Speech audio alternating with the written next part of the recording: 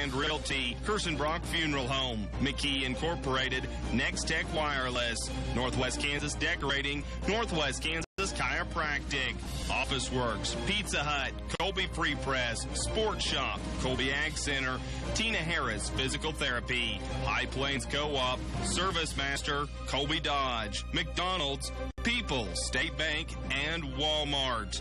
Let's go now to the Eagles pregame show. Good evening and welcome to the Funk Optometry pregame show. The Eagles on radio on 100.3 The Ride as we get set for homecoming. Yay! Homecoming 2017, and an exciting football game ahead of us tonight as the Colby Eagles get set to take on the Ulysses Tigers, looking for our first win over Ulysses since 1992 when we beat them 12-0. So we'll see what happens tonight if we can break this long losing streak against Ulysses, who are 0-3 on the season, but don't let that deceive you. They played Hugoton to a one-point game, and they lost to Liberal in the first week of the season, and then we're getting by a pretty good Holcomb team last week. So a tough football team that's been tested early. So we'll find out a lot as we go through the pregame show tonight. We got a lot to get to. We'll have our, of course, talk with the two head coaches, thanks to Adams State Bank, and get their thoughts on tonight's ball game and their teams headed into the contest tonight. We will also, as we continue today, talk to Coach Tom Stevens, the new women's basketball coach at Colby High School. As we have our high school segment, Gardner will have his Gardner's grade school go-getter coming up in just a little bit. And, of course, Thomas Whelan will join me, and we'll set up our keys to tonight's ball game and look at the starting lineup. You like tacos, making people smile, and being an original? Then Taco John's wants you.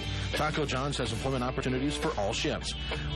Great new employee benefit package available, plus competitive compensation that includes a higher starting wage if you have experience in the food industry. You can apply in person today between 2 and 4 p.m. or go to workinwesternkansas.com. That's workinwesternkansas.com. Taco John's, being original. Hi, I'm Ashley Rail from Farm Credit of Western Kansas, your local multi-peril and crop hail agent. We can help you protect your investment in this season's crop with a risk management plan that's right for your farming operation. A plan that can help you weather the storms that come your way this season. Call Farm Credit in Colby at 800-657-6048. Ask how we can help you with a crop insurance plan that makes sense for your operation. This entity is an equal opportunity provider.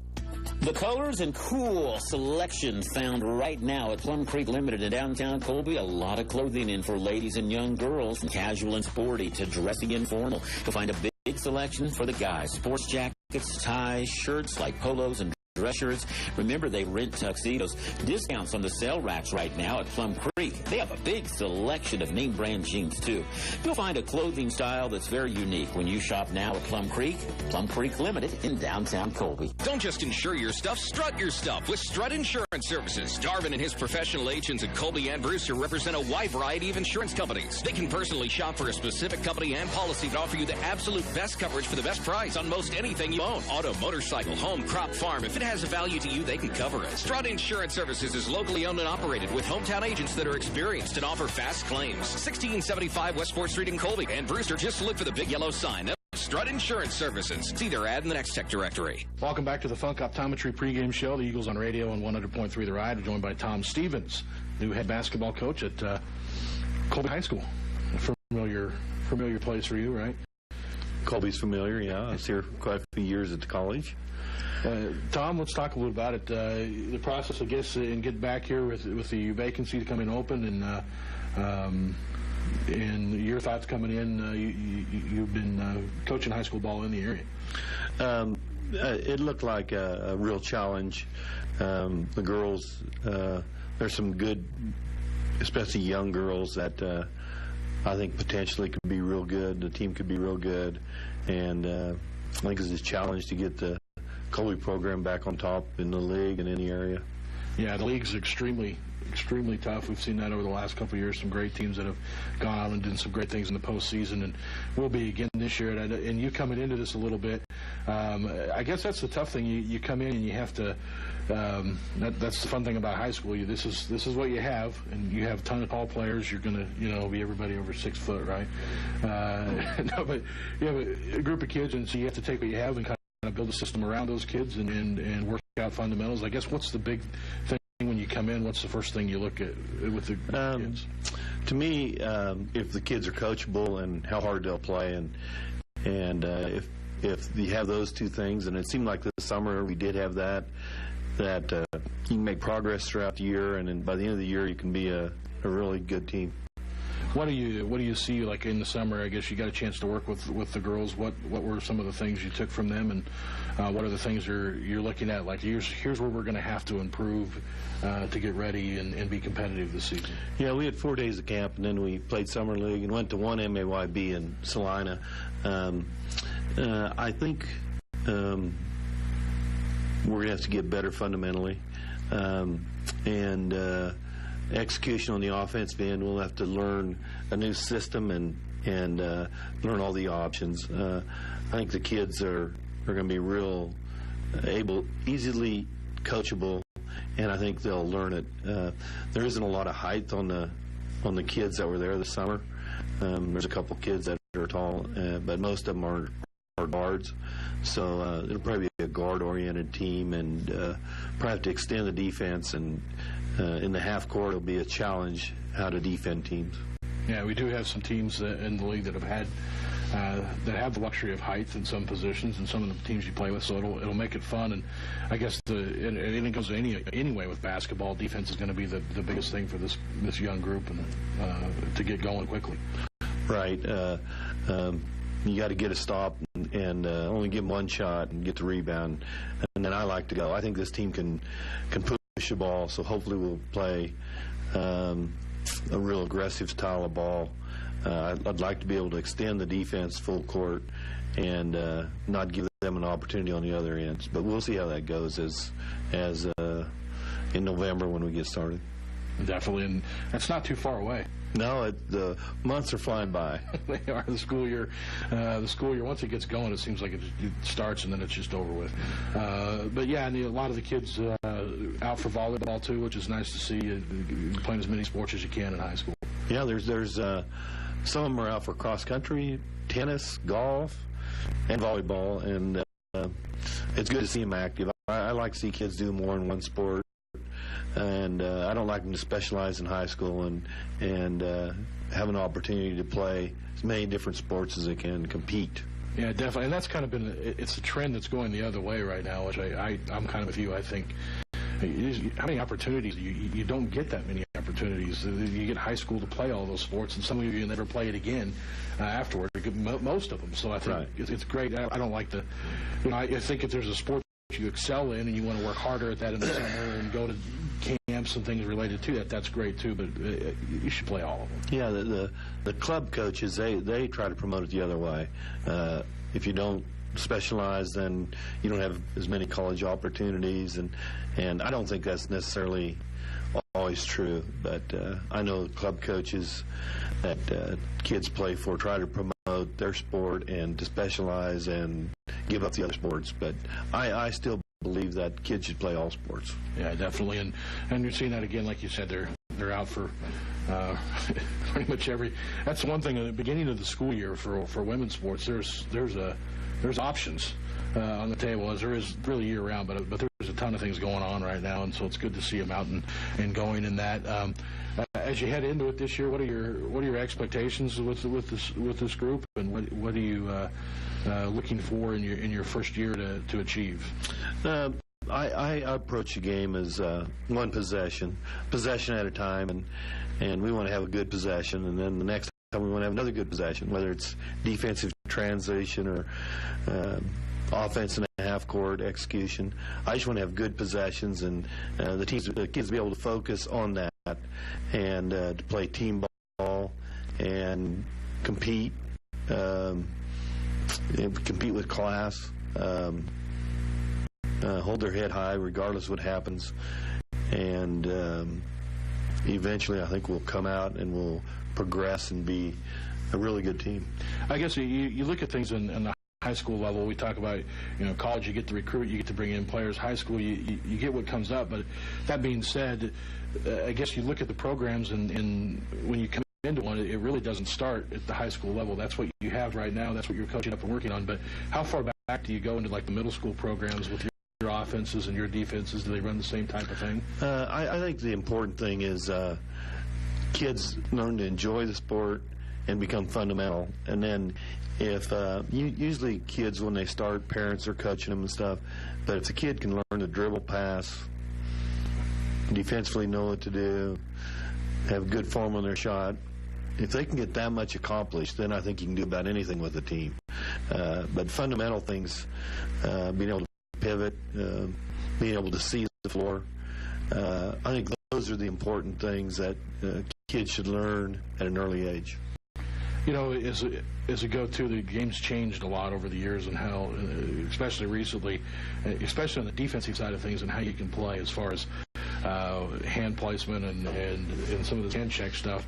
I guess defensively it's become a lot different, and teaching it a little bit different, you know, getting back to the old school days of making sure you're playing defense with your feet and getting off them a little bit. How much different, or how much has the game changed, I guess, at the high school level? I like that whenever they call the rules. The refs call the rule book. I'm a black and white person. If it's a foul, it's a foul. If they got their hands on it, it's a foul. And I've always kind of been that way, so as it's going back that way, that's good for me. I think you play defense with your feet. If you reach and you get physical and stuff, and it turns into rugby, then I think it really is in basketball. And I think basketball had kind of been trending that way, and I think it's kind of going the other way now.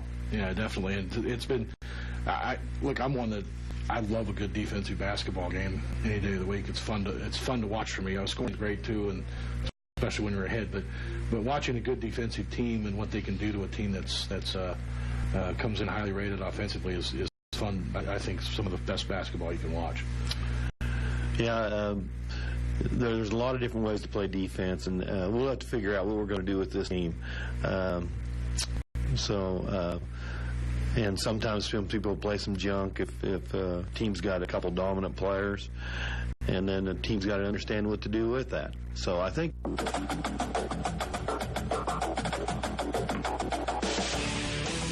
when we come back, we'll check on all the other games taking place this week. Dying is one of the few events in life that is certain to occur, yet one we are not likely to plan for. Hi, I'm Jason with Ballman Mortuary in Colby, Atwood, and Oakland. Pre-arranging your funeral service is a great way to make sure your family is taken care of, even after you're gone. At Ballman Mortuary, we'll help you plan ahead and make sure that your wishes are taken care of, from the type of service, monument, and casket you would like. We can set up pre-funding arrangements designed specifically for end-of-life needs. At Ballman Mortuary, we are dedicated to ensuring that your loved one's memories are cherished. See our website at ballmanmortuary.com today for more information. No one knows farming and ranching better than Farm Bureau Financial Services. After all, our companies were founded more than 77 years ago to serve the unique needs of farmers and ranchers. Today, we're the #1 farm insurer in our territory, delivering smarter insurance for agriculture. Farm Bureau AgWise certified agent Dave Brown in Colby and Atwood can help you get customized, comprehensive coverage that meets your needs. Call David Brown in Colby and Atwood to schedule your personalized on-site super check today. Farm Bureau Property and Casualty Insurance Company, Western Agriculture Insurance Company. Quality workmanship and experience are just two of the things you will find when working with Stevens Construction for all your agricultural, commercial, and residential construction needs. They are your local Butler and Lester dealer and are ready to assist you in choosing the steel or wood frame building you have been looking for. They also specialize in overhead door sales and service. Stevens Construction has been in the business for over 40 years, so stop by today and see them on South Country Club Drive in Colby. Join Colby Community College, Options Domestic Violence Services, and Northwest Kansas Corrections October 11th for the Domestic Violence Summit. At this free conference, you'll hear some of the region's leading experts discussing topics on support, intervention, and community responsibility. Continuing education credit is available. To register, visit colbycc.edu/DV Summit or call Ashley at 785-625-4202. It's the Domestic Violence Summit, October 11th at Colby Community College. Welcome back to the Funk Optometry pregame show on the Eagles on Radio on 100.3 The Ride. Time now for our look at the Greater Western Athletic Conference. Current standings, games that happened last week, this week, all that fun stuff. Let's get right into it. Right now, the GWAC standings look like this. Colby and Scott City are atop the Greater Western Athletic Conference. Both teams undefeated on the season. Holcomb right behind them at 2-1 on the year. And then Goodland and Hugoton both 1-2 in the season. The Ulysses Tigers This does not happen often. They're at the bottom of the conference right now at 0-3, and they're a pretty solid football team. Last week, Colby defeated Hugoton by 2, 14-12. Clay Center was able to defeat the Goodland Cowboys 21-6, the final score of that ball game. Scott City defeated Cimarron last week 34-6, and Holcomb won over Ulysses 35-8. This week, of course, Ulysses here at Colby for homecoming at Denton Field.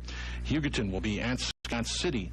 Another GWAC action tonight, and Goodland at Holcomb. All the GWAC schools are in GWAC play tonight. Nobody with out-of-conference play this evening, so it should be a fun one, and we'll definitely see how it plays out in conference standings. I mentioned Goodland is at Holcomb tonight. We have that game on our sister station, 102.5 KKZI, with Mr. Ross Volkmer. And here's Ross with a preview of the Goodland Cowboy Holcomb Longhorn game tonight. Tonight, the Goodland Cowboys open up GWAC play down at Holcomb, coming off a 21-6 bummer of a loss to Clay Center in a ball game where the Cowboys shot themselves in the foot with penalties as well as turnovers. The Cowboys looking to bounce back versus a top 10 team in Class 4A D2 in the Longhorns. In order for that to happen, the Cowboys are going to have to do a few things better. Manage the clock, which has been in question with the first 2 losses. Limit the penalties, in where the Cowboys have had 6 or more penalties for over 60-plus yards in both losses. And the offense has got to find a way to be more consistent. Had a great showing versus Ray, but then a tough showing last week versus Clay Center, where they racked up only 236 total yards of offense.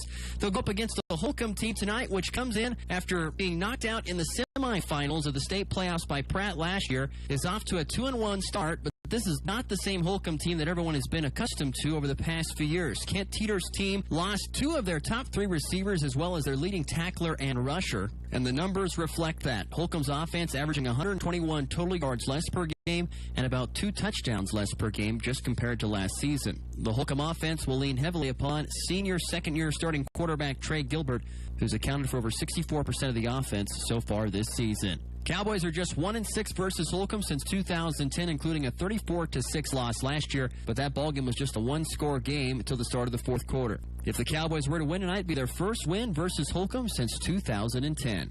Reporting on the Goodland Cowboys, I'm Ross Volkmer. Thank you, Ross. And that is how things sit as we head into this contest tonight. Colby versus Ulysses coming up here in just a little bit. We'll take a break. Be back with more of the Funk Optometry pregame show and the Eagles on Radio in just a minute. This is J.L. Evans, president of Western State Bank of Colby. Construction is underway on a future banking facility located on South Range across from the Colby Dillons. This new banking center will offer increased space to service our growing customer base, as well as a drive-up window, safety deposit boxes, better parking, and simply a more convenient location. With the investment of this new facility, we are making a commitment to Colby and the surrounding area. As we grow, we would like to say thank you to our present customers and invite anybody to check out the products and services that we offer at Western State Bank of Colby.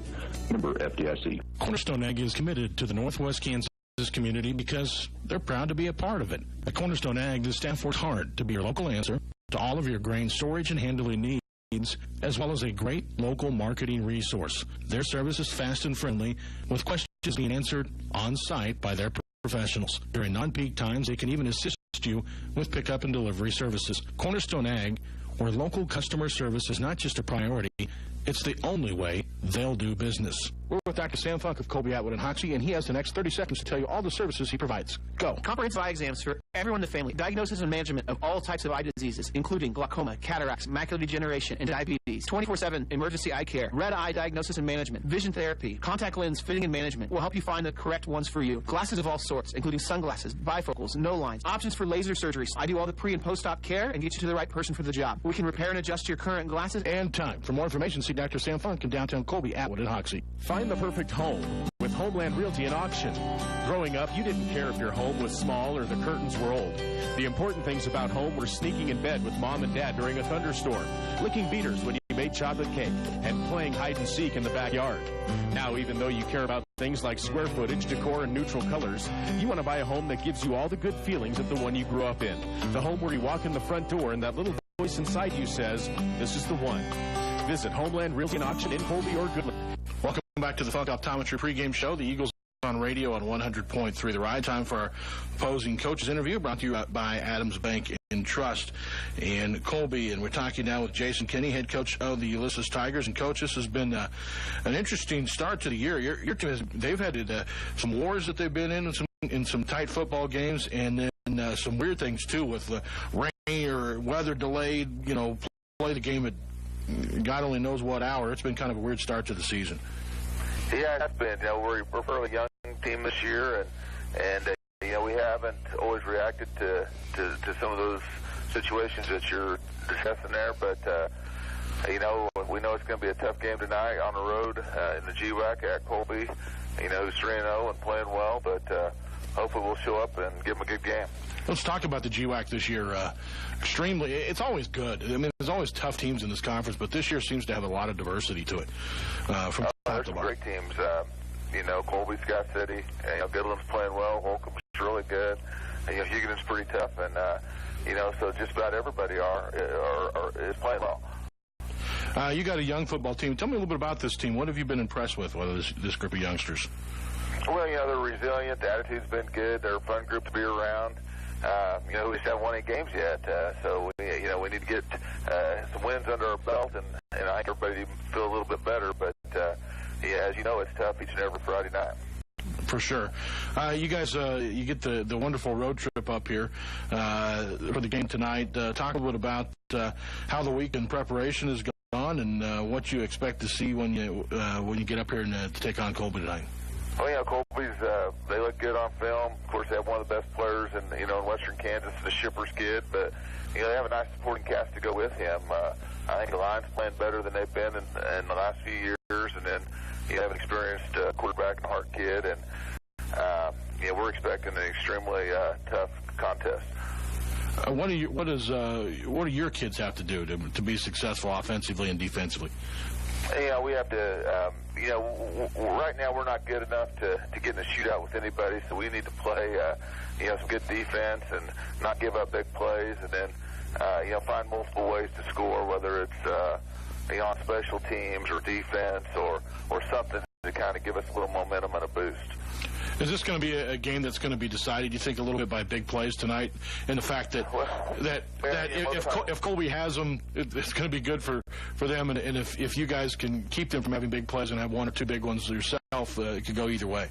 In most high school football games are decided by big plays because, whether you're at the NFL level or the college level or the high school level, it's so hard to get multiple long drives because of penalties or turnovers or whatever it is. So, we definitely need some big plays, and we need to not give up any to have a chance. Well, it should be a fun football game to watch. It's kind of any time that Colby and Ulysses go head-to-head, usually a good football game. And you guys have had the upper hand for a long time. The Eagles are hoping to pick up one. Homecoming in Colby, is that something you use for extra motivation with your kids? Oh, not really, but, we're just excited to have the opportunity to play and play a great team, and hopefully there'll be a big crowd there, and it'll be a fun atmosphere. All right. Well, I'm pretty sure we'll get that. Coach, I appreciate your time, and good luck on the season. You bet. Thank you. Coach Jason Kinney joining us this morning from Ulysses, Kansas. We'll be back with more of the Funk Optometry pregame show and the Eagles on radio on 100.3 The Ride. This is Brant with Farmers Merchants Bank, wanting to take the time to sincerely thank everyone who shops and does business local. As the only locally chartered Colby Bank, we understand the commitment and importance of keeping your money local to help grow the community. We'd like to thank all the businesses and farmers for all their hard work and patronage. If you're not one of our customers and thinking of change, think of us and see the difference a local bank makes. We have our roots where other banks only have their branches. We're stable, secure, your community bank. Farmers and merchants together, making a difference. Member FDIC.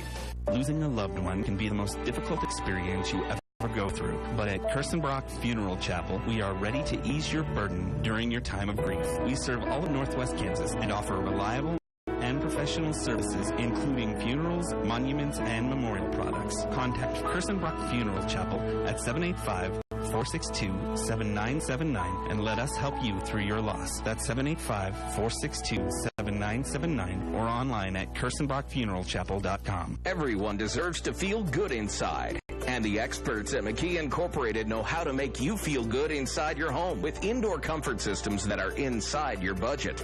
Get up to a $1,600 rebate on a qualifying new Lennox system that will keep your comfort up and your utility bills down. Call McKee Incorporated, 785-462-3132. 785-462-3132. For McKee Incorporated. Can't live without your cell phone? But tired of the fees, overages, and expensive bills? We could all live without that. Maybe it's time to switch to Next Tech Wireless. Save up to $60 a month with plans like our new Unlimited Everything Lite. Get 2 lines with unlimited talk, text, and data for only $100 a month. That's 2 lines, unlimited data, only $100. It's time to say goodbye to your carrier and say hello to something better. Next Tech Wireless. Welcome back to the Funk Optometry pregame show. The Eagles on radio on 100.3 The Ride. Time for our coaches' interviews this evening, brought to you by Adams Bank and Trust in downtown Colby. Joined by the head coach of the Colby Eagles, Reese McKinney, and Coach 3-0 on the season. Going into it, I think that's you got to be pretty happy with that start this season for sure, getting out of the gates and going. Oh, yeah. You always want to start fast, especially when you're new. You have the kids' support, but to an extent. So the faster you're able to start, usually the more likely they are to follow you. Yeah, for sure. And I tell you, you look at this group last year, 3-0 start on the season as well. They got off to a good start, and then they ran into Ulysses in a little tough game when they came up short in that contest, and one that they played pretty well early on. And then Ulysses was able to finish it off. You go into this game, there's some history there with it, too. I think it's 1992, the last time Colby beat Ulysses at football. So there's some things in this game you look at it that I think that maybe a little extra motivation from the kids, definitely trying to end that streak. I don't know that they listened to all that. I never brought it up this week. I didn't bring up any of my past experiences with Ulysses either. So they're pretty much motivated on their own. So. Well, that's a good thing, and you can get that for sure. This week, homecoming week, lots of fun that goes along with homecoming, obviously, with the different dress-up days and some good things that go on during the week. But also a lot of distractions, too. I know that sometimes it can be a nightmare for a coach trying to make sure your kids stay focused on the task at hand as well, because you want to win homecoming. You don't want to lose on homecoming for sure. Well, yeah, that's true. We just, started last week telling them the thoughts about it, and I guess kind of the same consensus they've had for a couple years. The whole point that homecoming is a football game, so make sure you keep your focus on what matters. Yeah, Ulysses comes into town this week. Here's a football team that they're 0-3. That being said, they've played a solid Liberal team. They lost by just a single point to Hugoton. Had a tough game last week against a pretty good Holcomb team. That 0-3 record can be deceiving. Coach Kenny always has his kids ready to play. Yeah, well, I told the kids all week too that this is probably the best, maybe one of the best 0-3 teams in the state. So don't overlook them, because they're not overlooking us. So.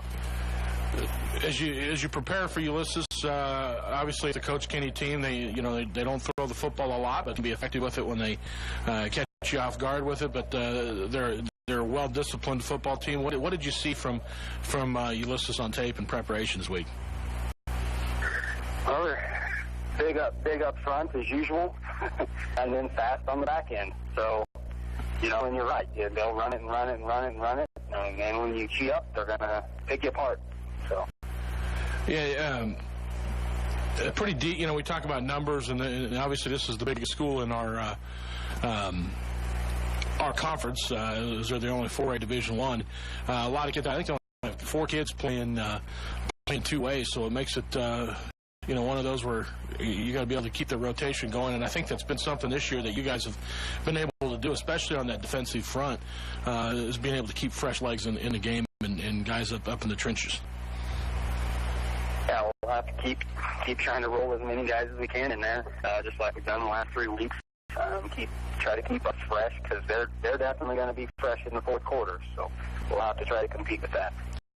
In a game like this, how important is it? The one thing you guys have done well in the season, you look at it, in those first 2 quarters, that's where your points are coming. You guys have been getting on the board quickly in contests. How important is it to get off to a quick start against Ulysses and kind of establish your own game? Well, yeah, we've got to set the pace early. We want to go our speed, and as usual, we want the ball. We want to score first, and I think it goes a long way to set the tone for the game if you can score early and often. Some teams, you can take them right out of it if you can do that nice and quick-like. So we'll try to get that accomplish again this week. Coach, I guess just to sum it up, what are the keys to the game on both sides of the ball for you guys to pick up a homecoming win against Ulysses? Same as every week. We've got to do our own job. We've got to trust the brother next to us that he's going to do his, fly around, play as hard as we can each and every down, and then get up and forget about the past and move on and do it again. Well, Coach, it's been fun watching them so far this season. Look forward to the game tonight. Wish you the best of luck, and we'll catch up with you afterward. All right, thank you. Coach Reese McKinney of the Colby Eagles. Be back with more the Funk Optometry pregame show. After this word from our sponsors, you're listening to the Eagles on Radio and Colby Football on 100.3 The Ride. Normal isn't always boring. In fact, it can actually be really smart. Just like the great 30-month upgrade CD we've offered for years at Adams Bank & Trust. This is Treasurer Kirstenbrock at Adams Bank & Trust in Colby, inviting you to check out our CD with 1.05% annual percentage yield on daily balances under $10,000 or 1.29% APY on daily balances $10,000 and over. Plus, you can upgrade your certificate twice. Just another way we're leading the way with better banking at Adams Bank & Trust, member FDIC. Northwest Kansas Decorating Center in Colby would love to talk to you about cabinetry. You see, for over 42 years now, they have been designing and installing custom cabinetry throughout the area. When you've done something that long, you tend to learn a few tricks that not only save your customers time and money, but help make what would otherwise be a stressful process an enjoyable one. When you're ready to make the investment in new cabinetry, come to Northwest Kansas Decorating Center in Colby, get a free estimate, and let them put their tricks of the trade to work for you. And remember, from flooring to cabinetry and more, it's Northwest Kansas Decorating Center, West 4th Street in Colby. Did you know that your body contains over 40 billion working parts and the nervous system acts as a communication speedway? Sometimes there's no warning when a problem is ahead, and a chiropractor can help determine if there's any interference in this great nerve network. In most cases, chiropractic care can eliminate the cause of your pain. Call Northwest Kansas Chiropractic at 460-032. That's 460-0332. Or visit us online at nwkchiro.com. I'm Dr. Griggs, inviting you to stop by and see us and start feeling better today. Let me ask you something. Are you still using that old couch recliner from when you graduated college? Is the bed that you've had since your first marriage starting to concave, causing you and your partner to roll into one another? If you said yes or even had an inclination, then it's time to go to Office Works and Home Furnishings in Colby, where they offer the best in home decor in Northwest Kansas. There they have the always comfortable Serta beds, a Lazy Boy comfort studio, the only one in the region, as well as a great selection of flooring from Shaw and Mohawk. Update your home today with Office Works and Home Furnishings in Colby. They also do office supplies as well. Pizza Hut in Colby, Kansas is the place to explore flavor. Whether it's classic flavor like pepperoni, meat lovers, or super supreme, or something less traditional like the cherry pepper bombshell, the cockadoodle bacon, or nearly a dozen flavors of Wing Street wings. Pizza Hut in Colby, Kansas has your flavor tonight. Stop by for the amazing lunch buffet, dine in anytime, or call 462-8206 for delivery. Pizza Hut in Colby, Kansas. That's the flavor of now. Welcome back to the Funk Optometry pregame show. The Eagles on Radio on 100.3 The Ride. Time to take a look at tonight's ball game and get our thoughts headed into it. Thomas Whelan joins me in the booth. And Thomas, nice to have you back this week. Right. Good to be here. Should be a great night for football. We hope so, for sure. It's been talked about a lot, and I don't want to dwell on it too much, but 1992 was the last year Colby beat Ulysses in football. That's a long stretch. That's a whole lot of time. And, over that stretch, there's been some good games in there. Last year, Ulysses kind of caught us off guard, made some changes in their backfield going into the game, and they were able to come out and get a win in Ulysses. But, and I think we're going to see some more of that this year. We got a different quarterback, one that's seen some snaps, but he's not been their normal starter. Their starting running back or their leading rusher in the season, he's done with the team. So we've got some changes again tonight going on. The quarterback has now moved to the running back position, and it's just kind of one of those that we'll have to make some adjustments on the fly tonight. But that being said, let's talk a little about this game. It's we talk about it. You got the streak. You're trying to end that. You have homecoming this week with all the fun and festivities and distractions that go along with that, but also the extra stuff behind it, with the town being a little pumped up, and the kids want to win on homecoming. They're fired up for it. And whether Coach McKinney said, well, I haven't talked about it with the kids. We haven't talked about the streak or my history with Ulysses or anything like that. But those kids know. They're aware. And I guarantee you they're fired up and want to end that tonight. Yeah, I'm sure they've they're aware of it, but you know, you just got to come out and do your job. You know, this week is a big week with homecoming and not being able to have your usual routines. There's a bunch of distractions. There's a gimmick every day, school, and then you got the pep rally today, and then come out and play the game tonight. So, I mean, you just got to buckle down after that parade and get you guys, you know, focused and realize, you know, we have homecoming for one thing, and that's the football game. It's kind of funny. I think that's the exact words that came out of Coach McKinney's mouth in his pregame today. Is you know, again, it's about winning that football game on Friday night in front of the nice crowd. We're going to have to deal with some different things tonight that we haven't on the season, and that being the weather. We've been fortunate. If anything, it's been too hot on Friday nights coming into it. Tonight we're going to see some weather. We're going to see wind. We may see some rain. Even God forbid we don't see some thunderstorms.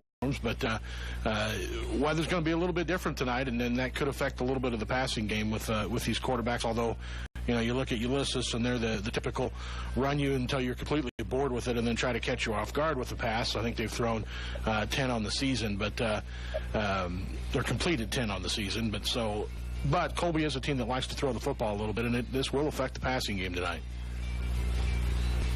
Right, yeah, Zach's been playing well. He's been throwing the ball around and doing it really well, especially in a short passing game. He's been able to move the chains a lot that way, getting out to the athletes in open space, letting them work out there. But, you know, you're right, Coach Kenny is Coach Kenny. He's going to pound the ball at you. He's going to run it. So, you know, they're blue in the face, and they're going to try and go over the top, but then roll you to sleep with it. So, I mean, the weather is going to be the weather. I mean, you just got to execute. Both teams got to deal with it. I think finishing a game like this is going to be one of the bigger keys tonight. I talked with Coach about, you know, let's get off to this good start like we've been doing. You look at the first half scoring for us, it's ridiculous on how we've outscored teams on the season. In fact, I don't think, or we haven't, allowed a touchdown or any score at all in the first half of a football game on the season thus far. So there's some good things there, but on the other end of that, we haven't finished necessarily that well in the fourth quarters of ball games where we've kept that scoring going. Some of that's a little bit deceiving, obviously, when you get into some of these the games where we've had huge leads and continuous clock and some things like that. But a team like Ulysses, they've only got 4 players that are playing 2 ways, so they're going to have some fresh legs. We're going to have to finish a football game tonight as we had to last week with Hugoton.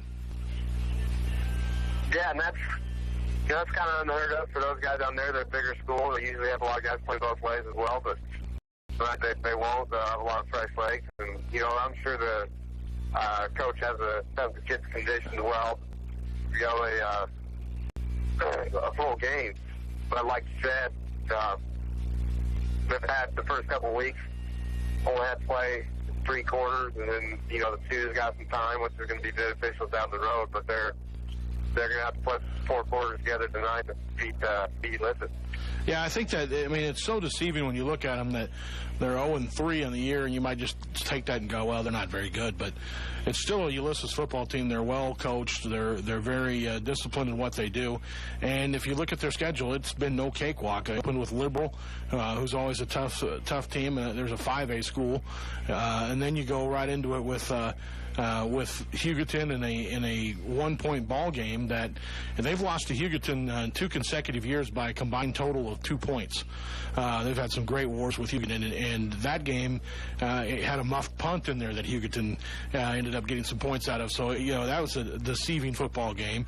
And then last week, of course, they took on Holcomb, who's a very good, solid football team as well. So they may be 0-3, but they've played a very, very tough schedule headed into this football game, and I guarantee you they're going to be hungry to come out and get a win. And Colby, I think it's going to be important to get out and hit them in the mouth and then take care of the football against a team like this, because they're going to pound away at you, and it's going to come down to who takes care of the football and who can get those big plays and who doesn't give up the big plays. And that's kind of been the story for us. We, you know, first 2 weeks of the season, big play, big play, big play, big play, and getting, you know, lots of points on the board with that, and then not giving any up. And then last week, you know, Hugoton did a good job of containing things and keeping things to the middle of the field and not allowing us to get the big play.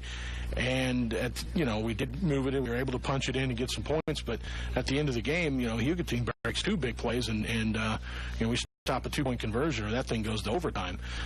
So, the big plays are going to be huge tonight against Ulysses because I think this is going to be another ground-and-pound kind of game like we saw last week with Hugoton. Right, yeah, and they're going to, we're going to have to get some big plays here and there, but you're going to have to sustain the drive and keep some things going because they're going to be, disciplined on that side of the ball. Defensively, they're going to be sound, and they're not going to, you're probably tough on that side. They play their gaps well, and the linebackers are always beats in the middle for them and run sideline to sideline. Well, and the thing with it too is it's not that we haven't been able to sustain drives. We've moved it, but it's been the penalties that have been a killer for us on the season in some of these. And we saw it again a little bit last week where it was like we're moving and then something, a penalty happens that puts us in a situation where we end up having to punt or can't get the conversion where we need it. So penalties have been a factor, and it's one of the things that this is the point of the season now where that stuff has to start going away. You have to start, you're always gonna have something here and there, a hold or something like that happen. But some of these procedure penalties and things like that have got to start going away. We're going to be in trouble. Right. Yeah. You're in week 4 now. Week 1, week 2. When you're still getting water breaks by the state, state mandated water breaks in there. You live with some of those, but now you got to start turning it up. You're about halfway through. You got to start locking it in and to really start focusing and playing good fundamental football and be disciplined. Well, we'll see how it all plays out tonight. I think this is going to be a fun football game. The atmosphere, I know, is going to be crazy as the fans keep rolling in here to Denon Field, and we encourage you to do so and watch some great high school football tonight, and hopefully we can end a very long losing streak against the Ulysses Tigers and pick up a homecoming victory and get prepared for what now will be a few road trips after spending a little bit of time at home. Thomas, not too far away from kickoff. Appreciate it. We'll talk more coming up as the pregame show continues. You're listening to the Funk Optometry pregame show, the Eagles on radio on 100.3 The Ride. The Colby Free Press brings residents of Thomas County news, pictures, and commentary on the happenings, issues, and events that impact the lives of residents of Thomas County. The Colby Free Press is informative and affordable. The Colby Free Press is a local daily newspaper that has earned a great reputation for journalistic excellence and extensive knowledge of the local communities of Colby, Rexford, Brewster, and surrounding communities.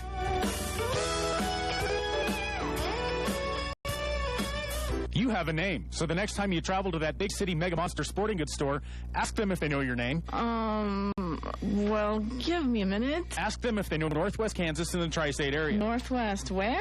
Is that by Wisconsin or something? You know what, I'm only part-time here anyway. Now visit the Sports Shop in Colby. Good morning, Sally. Looks like a promising year for the Eagles. The Sports Shop offers the same great variety and selection as the mega super-duper sporting goods stores, but they're small enough to remember your name, your school mascot, solve problems, and answer questions. The Sports Shop in Colby. Visit Colby Ag Center today to see the incredible 2016 Bolt from Yamaha. Bolt combines old school style, modern performance, and a powerful fuel-injected V-twin for class-leading performance. Looks like old school just got schooled. For more information, visit Colby Ag Center. The Star Bolt from Yamaha. We build it, you make it your own. Dress properly for your ride with a helmet, eye protection, long sleeves, long pants, gloves, and boots. Do not drink and ride. It is illegal and dangerous. Specifications subject to change.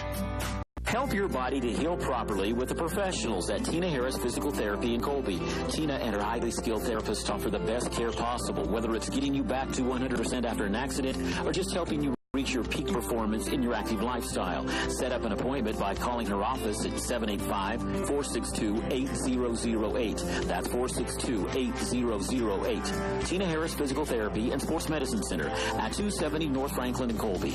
Live your life without physical limitations and pain. It's time for the Adams Bank and Trust Gardner's Grade School Go-Getter segment. With our go-getter, here's Assistant Principal Chris Gardner. Hi, I'm Chris Gardner, Assistant Principal, and it's time for Gardner's Grade School Go-Getter. Today we have Nathan Cates. And who is your teacher? Miss Rossmeyer. And what is your favorite subject? PE. And what do you want to be when you grow up? A scientist. Do you have a favorite movie? I like them all. And a favorite food? Probably mac and cheese. And if you could go anywhere in the world, where and why? Africa, because there's lots of interesting animals and stuff. Can you give me something you have learned so far?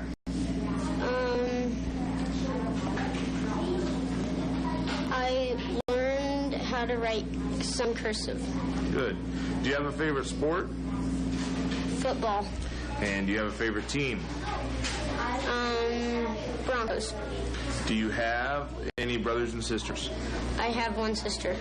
Can you tell us one thing you've done to scare them? I have this black suit, and one time I came up the stairs in it, and my dog started to bark, and my sister got really, really scared. There you go. Do you have a favorite thing you do at recess? Play football. And give me one thing you think you're really good at. Soccer. Awesome. Thank you. This has been Gardner's Go-Getters, brought to you by Adams Bank and Trust in downtown Colby. With High Plains Co-op, it's great to know that the more things change, the more things stay the same. High Plains Co-op, with locations in Moxie, Dresden, Grainfield, Gem, Halford, Park, Selden, and in Levant. They're here to give you the service you deserve. High Plains Co-op is available for your grain, fuel, and feed needs. Check out their website at highplainscoop.com for up-to-date markets. Standing with you is High Plains Co-op. ServiceMaster in Colby, Kansas wants you to know that your carpet is like a huge air filter, trapping dust mites, pollen, bacteria, and every time you walk across your carpet, you stir those things up in the air, and you and your family are breathing all that in. It can irritate your lungs, complicate asthma, even make you sick. But for more than 50 years, ServiceMaster Clean has been serving both residential and commercial customers. The pros at ServiceMaster will do whatever it takes to make sure you and your family live in a happy, healthy, clean home. Call ServiceMaster at 785-462-3423 to get started today. Your family is worth it.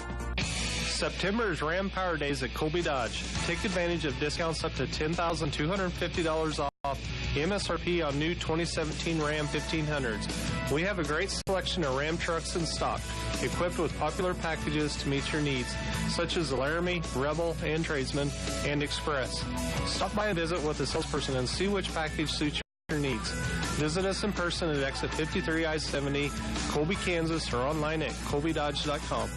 Welcome to McDonald's. May I take your order? Yeah, I'll take a small Coke. And I'll have a large, please. You know, you can get any size Coke for just $1, right? So, a small Coke is just $1? Uh-huh. And the large is just $1? Yes. Are you guys okay? You just blew our different size minds.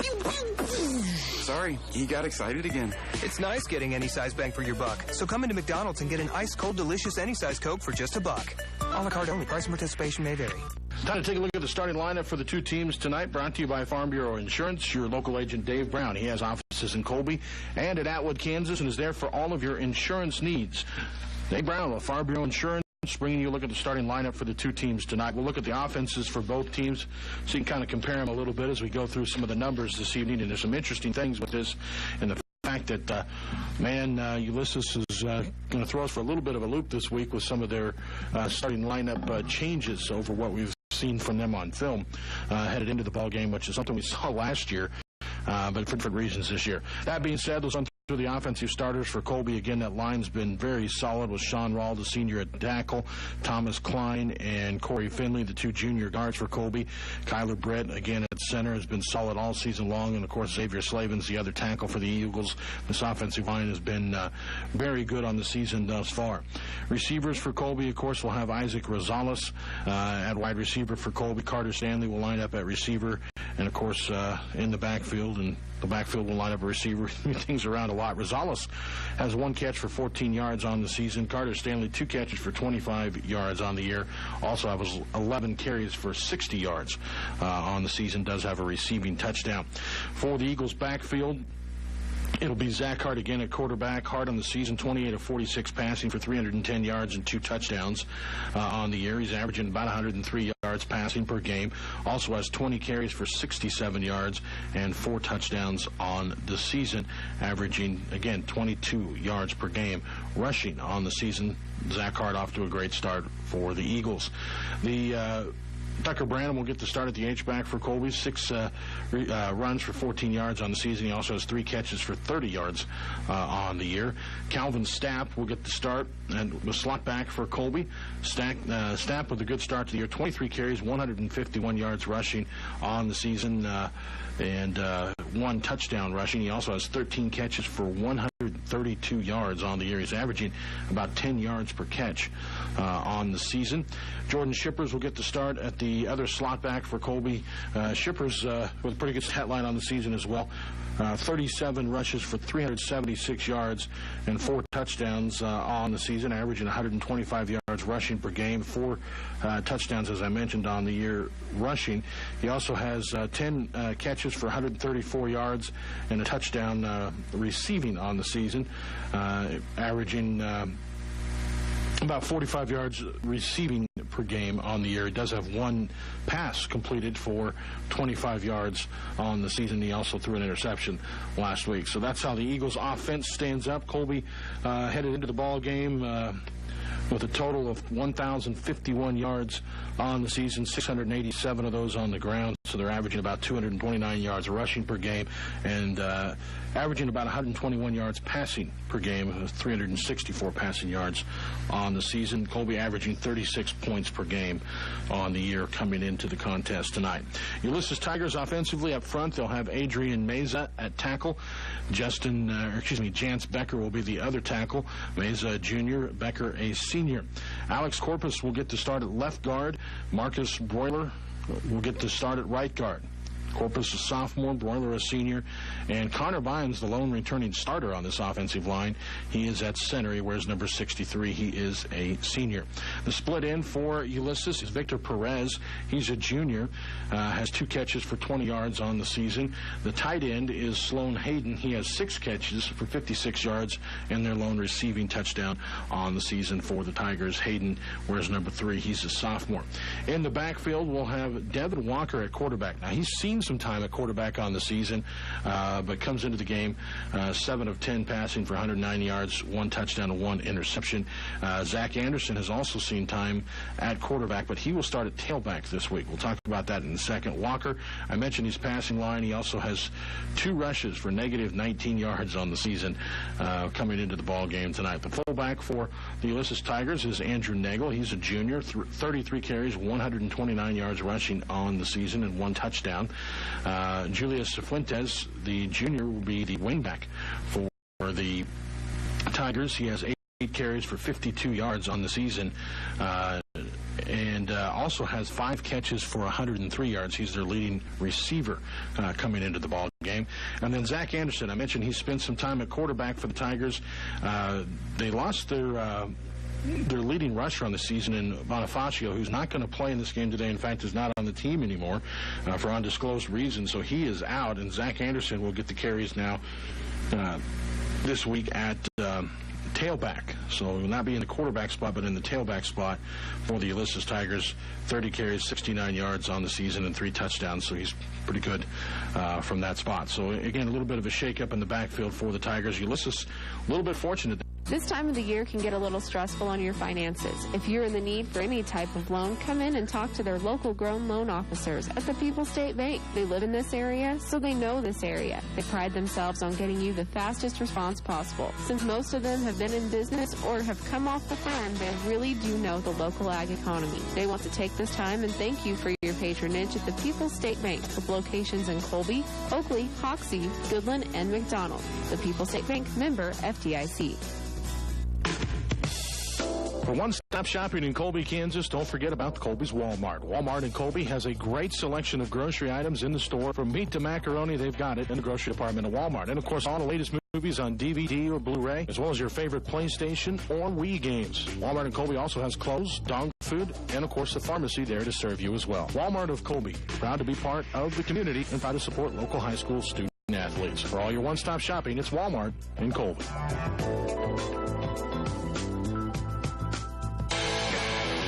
Do you like tacos, making people smile, and being an original?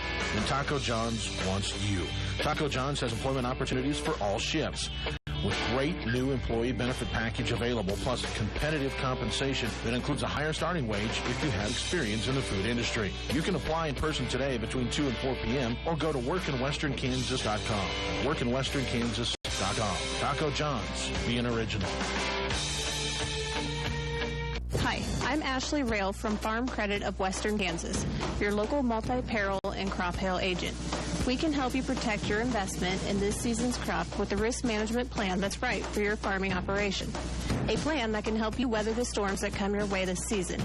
Call Farm Credit in Colby at 800-657-6048.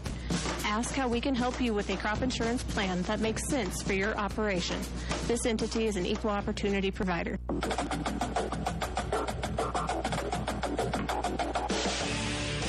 It's time for kickoff. With the call of tonight's ball game, here's Chad Jones and Thomas Whelan.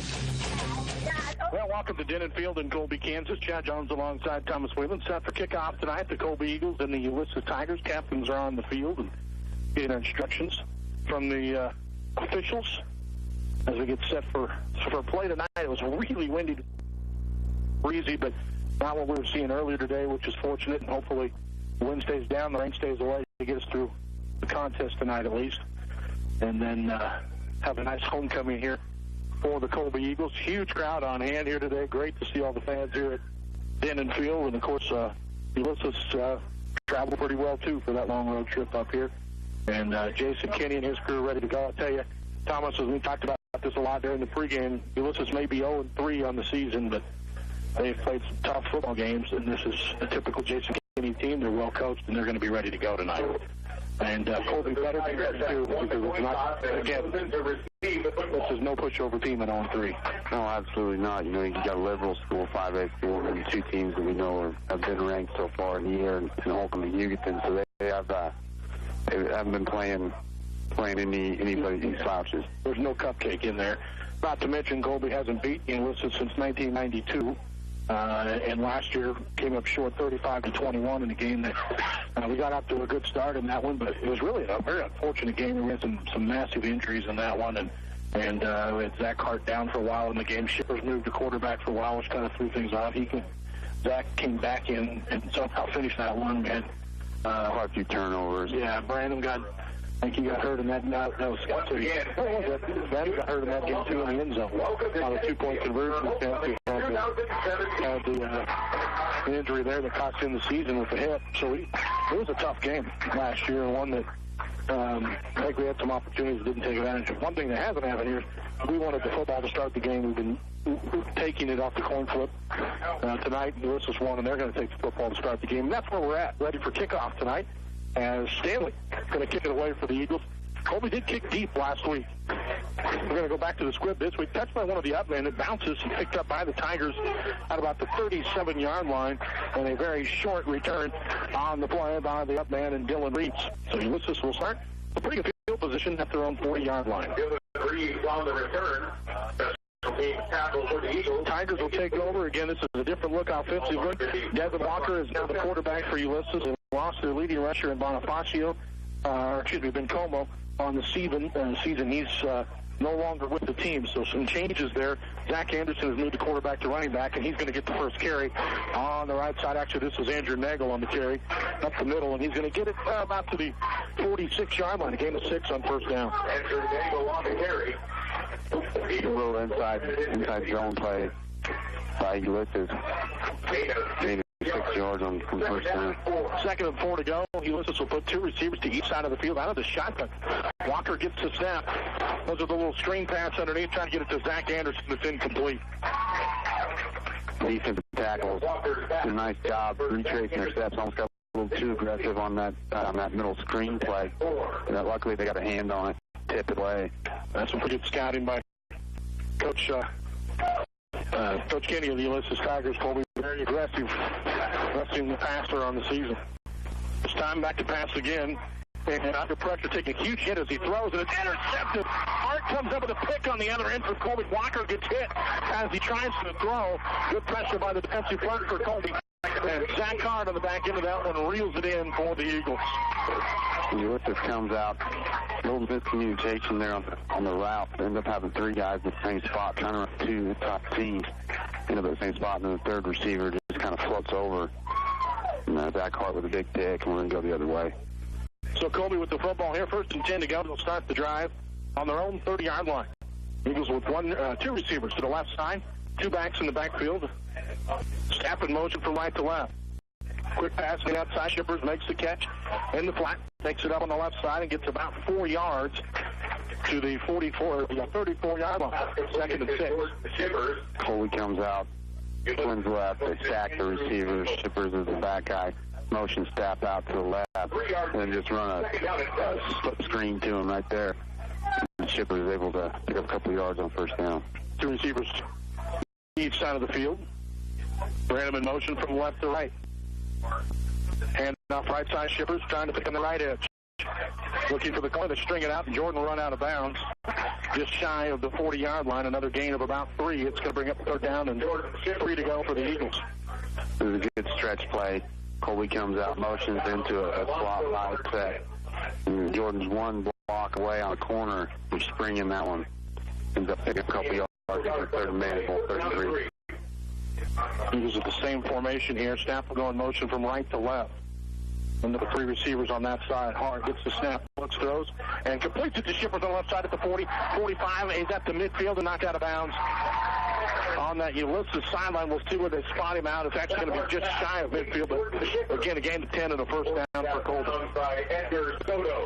And it looks like man covered on the back end there by Ulysses, and the Eagles come out motion into a trip set and just run a speed out with Shippers.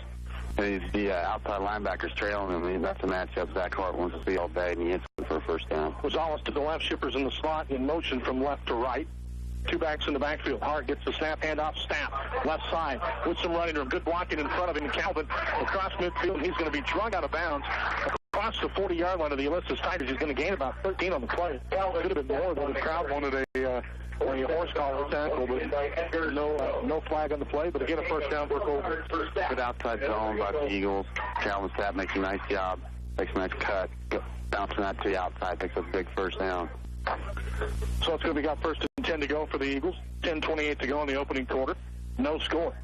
2 receivers to each side of the field. Shippers in motion from left to right. We'll end up with 3 receivers on that side. 1 back in the backfield. Hart out of the pistol. Gets the snap and completes it to Snap. Calvin with a little cutback here.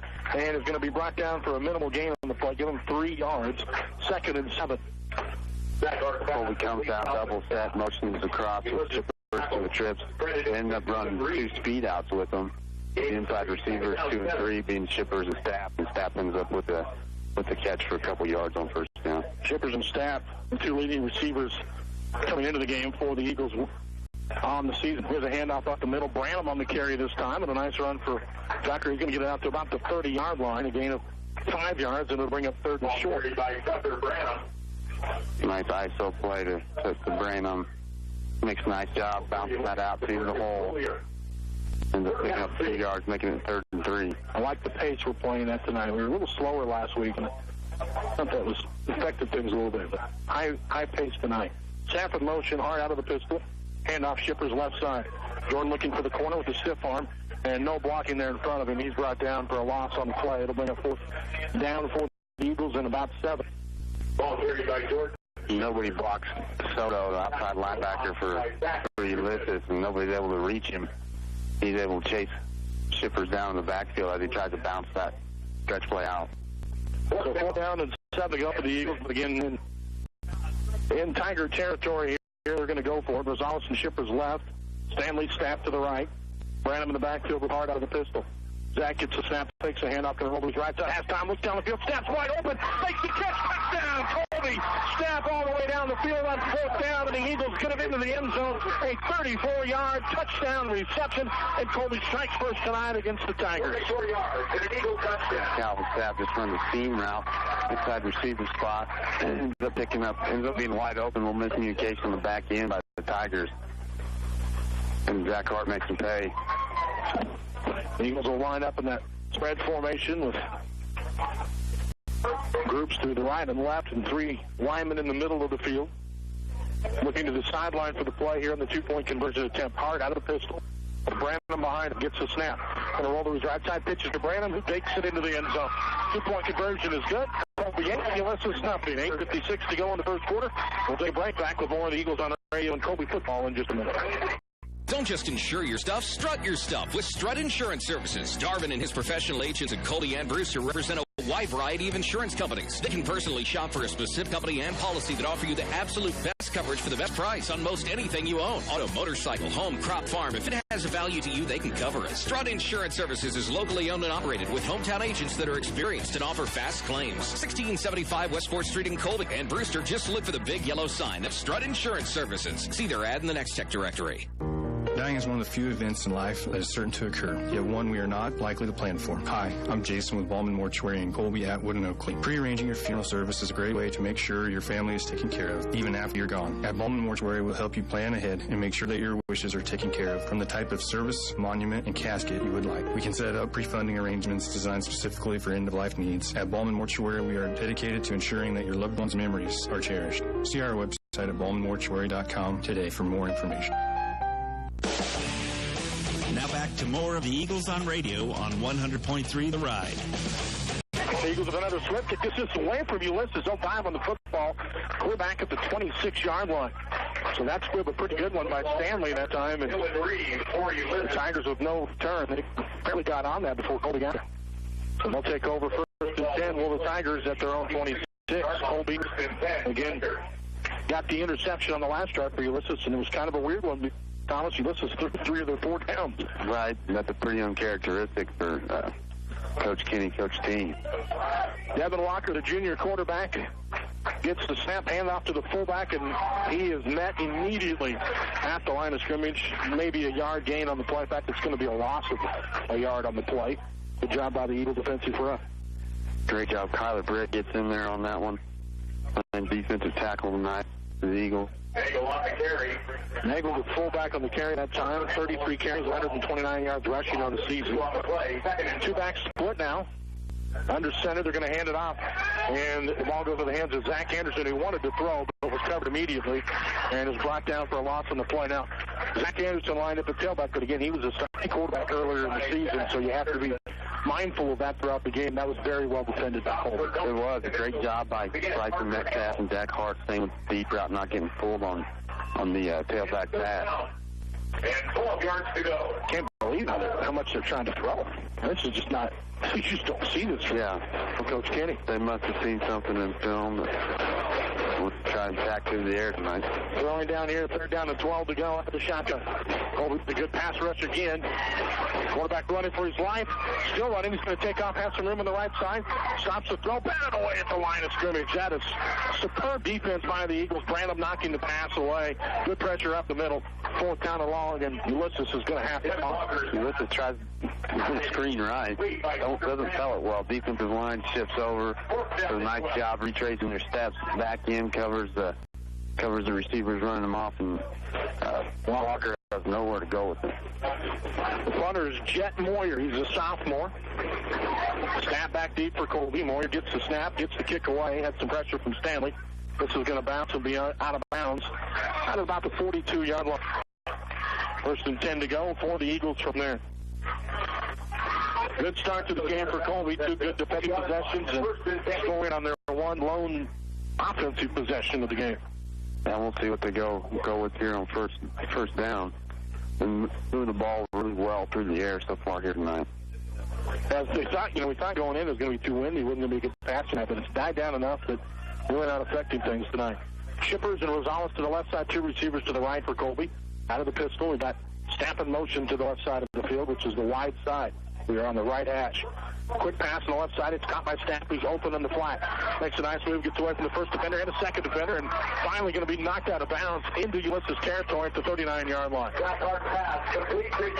And the Eagles have also apparently found something on film. They're really picking on the edges with the passing game. Great job, great play. Motion, start out in doubles, motion, Stapp across, run more speed out, run Shippers off. Rosales runs the quick slant, ends up just being just having a nice stock block on the outside backer spring Stapp. 2 receivers stacked to the right side. Shippers in motion in the slot to the right now. Brandon to pass again, looks through, and it is incomplete. Intended for Calvin Stapp knocked away at the last second by the Tigers, Dylan Reeves. That's the same play we saw earlier on the last drive. And the motion shippers over out of the doubles into trips and then on 2 speed outs. And he tried to hit Stapp again. He was successful with it on the last time we ran it. This time the ball's thrown just a little too far behind him. You know, I like the pace tonight. I like using all of our weapons early. Eagles get set to go again. One back in the backfield at Shippers. He'll get the carry. Makes it. Now it's a quarterback keeper on it. Read option, and Hart refuses to go down and finally stopped at about the 36-yard line. He was hit immediately on that play and fought his way for 3 yards. A nice keep on the zone replay. Zach Hart runs through about 3 or 4 arm tackles to pick up 3 yards, make it 3rd and 7. Opens up a little more of the playbook here for the offense. There's Allison Shippers to the left. Branham to the right. Snap, dots the I. Hard out of the pistol. Branham in motion to the left. Penalty flags fly here at the snap of the ball. Procedure against the Eagles. And this is what hurt us for the last couple of weeks. They were overcome pretty easily against lacrosse, but not so much against Egerton. And this team's tough. You got to not have this. And now we got a 3rd and 12 for Colby. Eagles will look over to Coach Sims on the sideline as he relays the play in. Colby back up to the line of scrimmage. 2 receivers stacked to each side of the field. Snap in motion. Inside handoff to him. It was well read by the Tigers. They were there immediately to make the stop on the blitz play. Trey Chavez from the defensive end. Not for a lot. 4th down and about 20 here for Colby. They're going to have to punt. Deep in Tiger territory. Chavez comes in untouched through the C-gap. Stanley to punt for the Eagles, standing at the Colby 43-yard line. Gets the snap. Kick is away. High end over end kick, and that is going to bounce and play and go out of bounds inside the 20. Not a deep punt, but a good one. Not returnable. And the Tigers are going to start. Looks like they're going to spot it at the 16-yard line. Kick out of bounds at the 16-yard line. 1st and 10, Ulysses. Tigers will take over their 3rd possession of the game here. First one, they threw an interception. Last possession, 3 and out. But again, into this game, and part of this is you have a different quarterback, Thomas. He came in 7 for 10 for 109 yards passing on the season. Ulysses feels comfortable with him throwing the football, not with him running. He's 2 carries for negative 19 yards. Handoff right side. This is Anderson. This was the old quarterback. He's a tailback this week, and he is running for his life to the sideline. Never gets forward. In fact, he's going to get a loss of about 4 yards on the play. 2nd and 14. Nice open field tackle by Bryson Metcalf coming in off of a stock block, making a nice play in the backfield. 4-yard loss on 1st down. Hey, you know, we talk a lot about some of the prolific weapons Colby has on offense. This defense has really kind of been the story of this team this season. They have been phenomenal. 2 receivers to each side for the Tigers. They'll go under center this time, and the handoff goes up the middle. Anderson, who gets absolutely smashed by Stanley, gets a gain of about 5. It'll bring up 3rd and 9, and he felt that one, I guarantee you, as he took a massive hit on the play. Great play by Carter Stanley. A nice job dropping back, scraping across, and able to make the play a couple of yards downfield. 10 yards, so 3rd and 10 to go. Go back to the original line of scrimmage. Tigers will break the huddle. The Eagle fans stomping their feet here on 3rd down. 1 receiver split to each side of the field, 2 backs in the backfield. Back to pass. Here comes the rush from Colby. It goes in and out of the hands of Stanley, who almost had a pick. He pulls that in at the pick 6, but gets through his fingertips, and it's pulled in by Sloan Hayden, and that's going to be a 1st down for the Tigers. Hayden playing tight end tonight. Just run to a 10-yard out, and he is able to pick it up. Good concentration by Hayden. Ball goes through the hands of Stanley, and he's able to pick it up behind him and get a 1st down. Stanley had a great jump on that one. Had an opportunity, but just couldn't quite pull it in. 1st and 10, Ulysses. We'll go double time on the wing back handoff up the middle here. Fullback on the carry. And Nagel with a nice gain on 1st down of about 7, maybe 8 yards. We'll see where they spot it. Inside eye fullback in Nagel. blocked really well up front by the Tigers. Into the Eagles' defensive line. Yeah, you look at Ulysses, and they've got three seniors on that offensive line and the junior, but only one returning starter on that offensive group, and that's the center, Hunter Bynes. And off up the middle again, they're running right over Bynes, and this is going to be a massive gain down the sideline by Nagel, who's run down at the 30-yard line of Colby. And a good tackle by Bryson Metcalf to save a touchdown there. Big gain for the Tigers. They're in the Eagle territory, and they're going to spot them again about the 35. Colby playing the pads too high up front. Two interior linemen that time get drove back, and that created a huge cutback lane for Nagel. Tigers set to go again, 1st and 10. Pitch right side, Nagel on the carry, and this time he's hit, and he's not going anywhere. Rocked down to the backfield, and a great play again by Xavier Slavens. Great play by Xavier Slavens. Nagel stops, tries to give him a little hesitation, move over on the outside, hoping he can come by him. Slavens able to wrap him up. Good job of hanging on to him. Yeah, that's a great play. You know, we talk about Slavens, making all these plays in the back. It all comes down with his hands. He uses his hands extremely well. Get around blocks. One receiver to the left, slot back to the right, two backs in the backfield, and they're going to do a little reverse play on an inside handoff and a nice counter. It's going to bring up a decent gain on the play, well short of the first down. I think Fuentes on the carry that time it was, as they get him to the 30-yard line, a gain of 10, and it'll bring up 3rd and 5. Great play to scrape across on top of that, and play sideline by Jordan Shippers on that little counter play. Tigers pull a guard and tackle opposite side. Able to pull out and get a couple of key blocks. The Shippers is there to take the play. 3rd and 5 from the 30-yard line of the Eagles. One receiver to each side. Walker under center, and their left end move. Sloan Hayden, the tight end, got the snap count, and it'll cost them 5 yards, and it's now 3rd and 10. Makes this one a little easier. Now you got to watch down in distance. Be ready on the back end for the Eagles in the secondary. 3rd down. 3rd and a long 9 here for the Tigers. Victor Perez to the right side. Julius Fuentes to the left side. Hayden back to pass. Has time, throws over the middle, and incomplete. And there's the flag. That's kind of waiting on the Eagle. Defender got there. Yeah. Hit him early that time. That's going to be a 1st down on the pass interference. Pass intended for Victor Perez and incomplete. Unfortunate, but a good call. Yeah. And it looked like Metcalf almost had enough time to jump that route. And then we'll mark this off, and a 1st down for the Tigers. And there's, again, the penalties. Even though you don't have a ton of them, we're coming at very costly times for the Eagles. They stalled the drive on one end, and now keeping Ulysses going on the other end.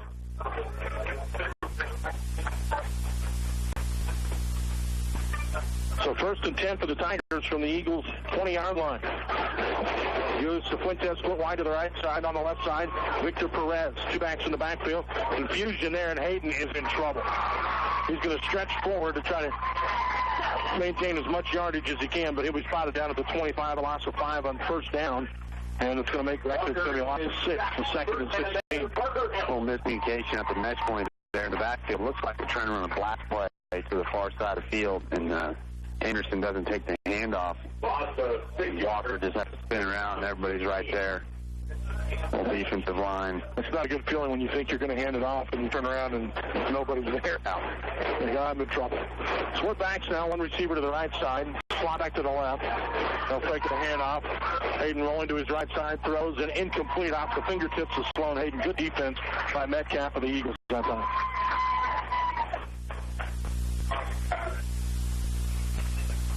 It's going to bring up a 3rd and 16 for Ulysses. Great job by that one might have been Staff playing safety. I think he covered tight end on that one. Calvin and Bryson, 32 and 22. Played in the back end of it for 2 years as sophomores now. Done a heck of a job. Big play for the Eagles here, because if he can get a stop on little or no gain, makes Ulysses think about it. And they're going to go with the screen, almost intercepted by Shippers off his fingertips. And then a diving effort afterward by Staff to try to make a play on it, but incomplete at 4th and long. How easy he jumped that route. He's coming out for that flare route.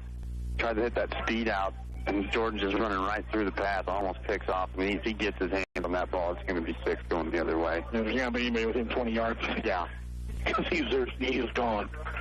That's 2 tonight we've had that are probable pick sixes that we just haven't pulled in.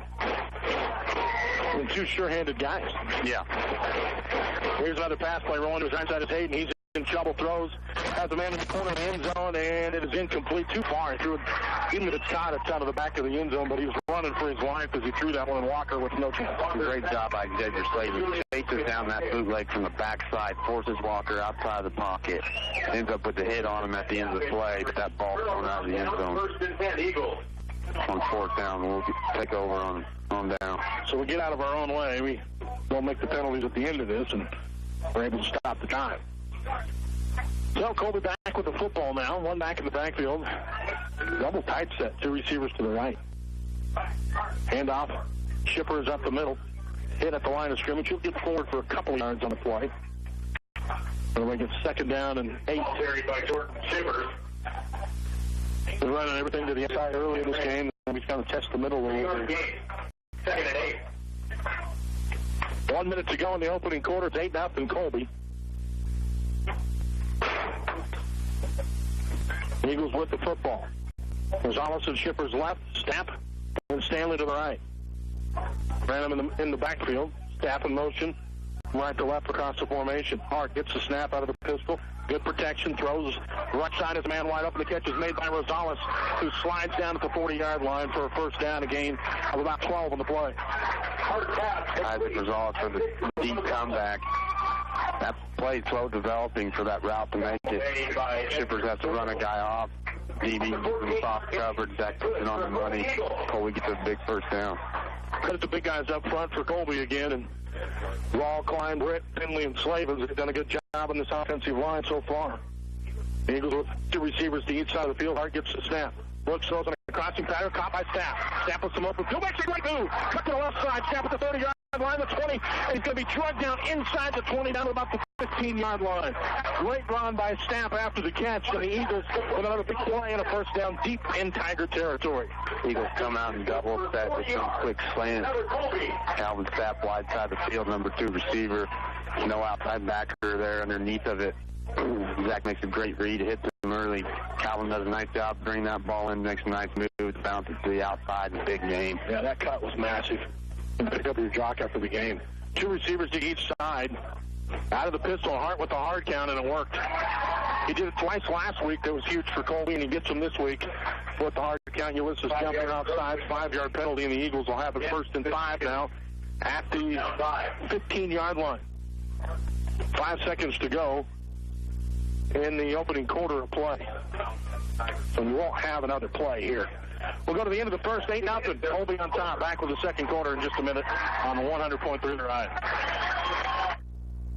No one knows farming and ranching better than Farm Bureau Financial Services. After all, our companies were founded more than 77 years ago to serve the unique needs of farmers and ranchers. Today, we're the #1 farm insurer in our territory, delivering smarter insurance for agriculture. Farm Bureau AgWise certified agent Dave Brown in Colby and Atwood can help you get customized, comprehensive coverage that meets your needs. Call David Brown in Colby and Atwood to schedule your personalized on-site super check today. Farm Bureau Property and Casualty Insurance Company, Western Agriculture Insurance Company.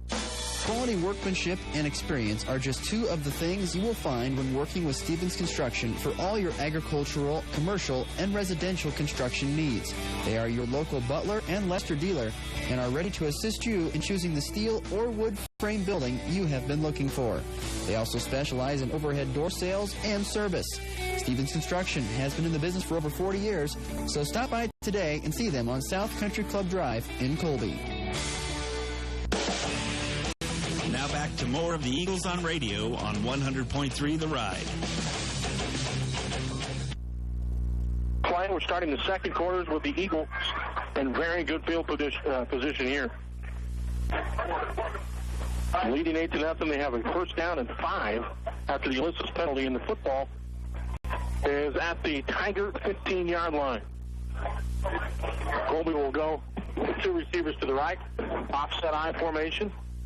Chipper is dotting the I. He'll get the handoff right side, looking for the corner. He's got the edge, gets away from the first defender, cuts it up the middle, dives his way forward inside the 5-yard line.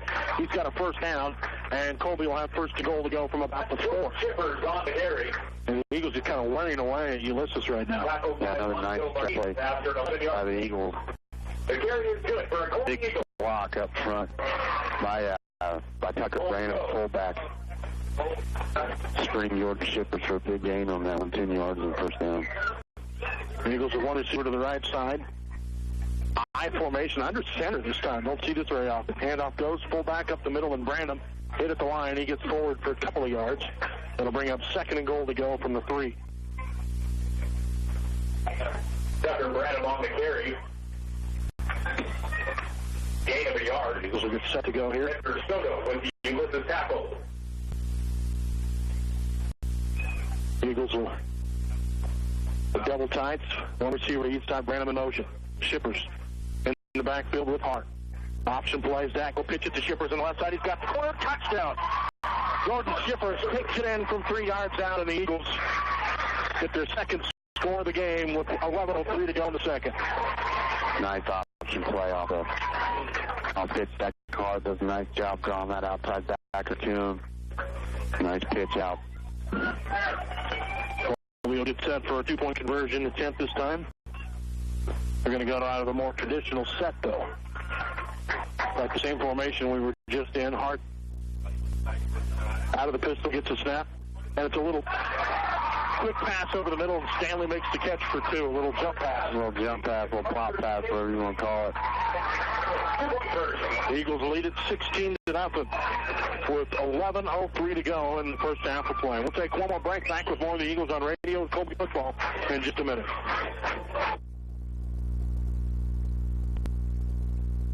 Join Colby Community College, Options Domestic Violence Services, and Northwest Kansas Corrections October 11th for the Domestic Violence Summit. At this free conference, you'll hear some of the region's leading experts discussing topics on support, intervention, and community responsibility. Continuing education credit is available. To register, visit colbycc.edu/DV Summit or call Ashley at 785-625-4202. It's the Domestic Violence Summit, October 11th at Colby Community College.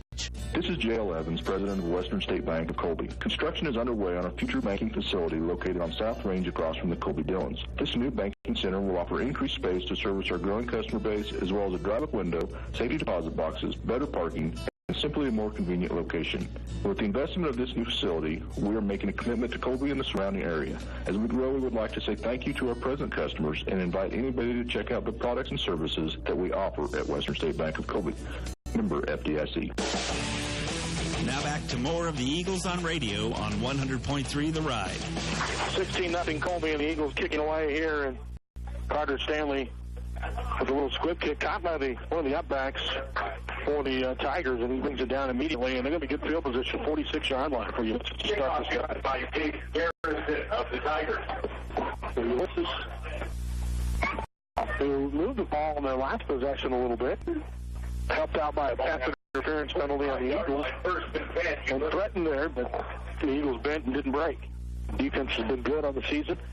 They have not given up a point in the first half of the game, which is pretty impressive into week 3. I don't care who you play.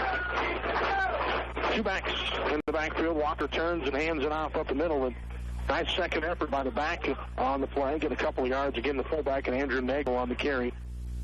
Second and 6. Good effort by Nagel. Colby Hasman at the line of scrimmage. He was able to get away from a couple tackles. Shippers cleaned him up about 4 yards downfield. Yeah, just shy of midfield. They spot the ball on the 49-yard line of the Tigers. Ulysses will break the huddle. Double tight again. 2-back split. Quick snap count that time. Handoff goes on the right side. And this is Anderson trying to get to the corner. He's not going to get there. He's brought down for no gain on the play. There are penalty flags everywhere. And they're back in the area of holding. And that's exactly what this is going to be. Holding against Ulysses. It's 3rd down and 8 if you don't take it. I think in this situation, you take it back, yeah. And, of course, the penalty from the spot of the foul, which was 2 yards behind the line of scrimmage. Tigers penalized 10 yards. So it's almost like costing them 12 on the play. It is costing them 12 on the go. Back at the 37 is where they'll spot this one for Ulysses. First and... Second down, 17. Yeah, second and... I'm going to call it 20 almost on this one. Shotgun formation. Walker gets the snap back to pass, looking on the left side down the field. Shippers on coverage. Excuse me, that is Hart on the coverage. No, Gonzalez. We'll get it. Third one. Gonzalez, and he gets the interception. Single receiver was route on that one. And Gonzalez basically returned into the receiver. Yeah. He played it well. Ball gets thrown on single receiver route. Why Walker threw it, I don't know. He had great coverage the whole way. Should just ate that one, tried to run it, but nonetheless, doesn't hurt our feelings. We'll go the other way with it. We've had 2 near picks tonight. Now we got one pulled in. Gonzalez now will line up split out wide to the left side for Colby, along with Brandon. 2 receivers to the right. Hart gets the snap, handoff. Shippers up the middle. He keeps it Hart around the edge, and he's got a nice gain. He'll have the first down. As they're going to spot him at the 48-yard line. Great zone read by Zach Hart. Nice late pull on it. Good for 40. Ball's all but going with Shippers, and he pulls it out last second. Makes a nice big run, first down. Moves the chains. Eagles set again. 2 receivers to each side, 1 back in the backfield. Shippers in motion. Check that. That's Stafford motion across the formation. Here's the snap. Hart under pressure, gets around it, fires it down the field looking for Shippers, who makes it go! He dropped it. Oh, he had a great catch. He couldn't quite pull it in. It was pretty good coverage on the play by Zach Anderson. Shippers had a shot at that one, though, and just couldn't pull it in. Credit, though, Hart on the other end of that one, evading the sack, keeping his head cool, and delivering a catchable football. Not only, I mean, it was a great throw. I thought Rasby stepped into that one. It was a good coverage. He put it in the one spot that it had to be. He went along with it, so Anderson couldn't get his hands on it. And Jordan just wasn't able to bring that one in. So Anderson did a good job when that ball got there, sweeping the arms away. Yeah, he did. Not allowing him to pull it in. Shippers in motion from right to left, now back to the right. Handoff's going to go up the middle this time, and dancing around his snap, going to get it down to about the 45-yard line of the Tigers. Will spot it at the 46. It'll bring up third down and ball carried by 6 for Colby. Little inside eyes. Calvin gets what he can on it. Nice the second effort, getting that big push, a couple extra yards. We're going to be 3rd and 5, really going to open things up. One thing Snap does well is he's pretty patient when he runs up the middle. Yeah. He's one of those guys that can accelerate quickly, so he'll dance around, wait for it, and then hit the hole hard. 9:15 to go in the second quarter. It's 16-0 in favor of Colby. You're listening to the Eagles on radio and Colby football on 100.3 The Ride. Timeout taken by the Eagles. We'll keep it here. Reminder that game's available online, high-definition streaming video as well. You can catch it on nwksradio.com or just go to YouTube and search for Colby versus whoever we're playing, and you'll find it that way, Colby versus Ulysses tonight. One score, Scott City on top of Hugoton, 28-0. Into the first quarter will play there tonight. Scott City off to a quick start against the Eagles. The other team in the conference that's 3-0. Colby 3-0, Scott City 3-0 on the season. Holcomb 2-1, and then Goodland and Hugoton 1-2. This is 0-3 to start the season. Other games going on tonight. You have Ulysses and Colby, Hugoton and Scott City, and Goodland and Holcomb. All GWAC head-to-head matchups. Tonight, which is the first time we've seen that. Commercial sign for third down. The end zone camera. Third down for Colby. And the ball at the 36-yard line. Eagles out of that timeout. See what Coach Sims drew up. Having word to the officials there before the start of that one.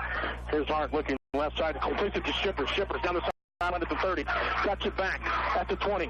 Runs over a defender and finally brought down at the 16-yard line. I mean, just absolutely folds over Jet Moyer. Happy to play call. Right Coach Sims there. Colby comes out. That double look. Shippers number 2 receiver on the wide side field. Just run a quick speed out. They run a post with the number 1 receiver, draw a guy off. So just a trailer on the speed out, and he's going to outrun everybody. 2 receivers to each side of the field. Hart will snap in the backfield. Zach Oxenblood going to keep it himself, cuts it up the middle. Makes a pretty good decision on it. It's a short gain, but the pitch wasn't there. No. Nice read by Zach. He knew he could cut underneath of him. Did so. Picked up 3 yards on first down. That's what you want. Tiger tackle to second down, 7 to go. Good block on that side by both Finley and 3 yards. Second down and 7. Second and 7 to go. Hart out of the pistol. Double tight set here. Inside handoff that is read well by the Tigers. 2 defenders there immediately. Andrew Nagel, the first man there for the Tigers, as well as Adrian Neza. And it's going to be a loss on the play. Going to bring up third down and a long 10 for the Eagles. Colby comes out, tries to catch him off guard, a little misdirection on the crossbuck play. Tigers weren't fooled. They're able to get in the backfield and bring down Stapp for a loss. So third and 10, Colby with Sapp and Stanley to the right side, Shippers and Rosales to the left side, Branham in the backfield, and Shippers in motion from left to right. Hart gets the snap. Looking to the right side. Shippers up the field, penalty flags down. Shippers goes up to the ball, can't quite pull it down in the end zone. They get a penalty on the play. Shippers broken up by Zach Anderson. Pretty good throw again by Hart. Really good throw by Hart. That one holding Eagle on a wheel route to Shippers coming underneath the 2 posts.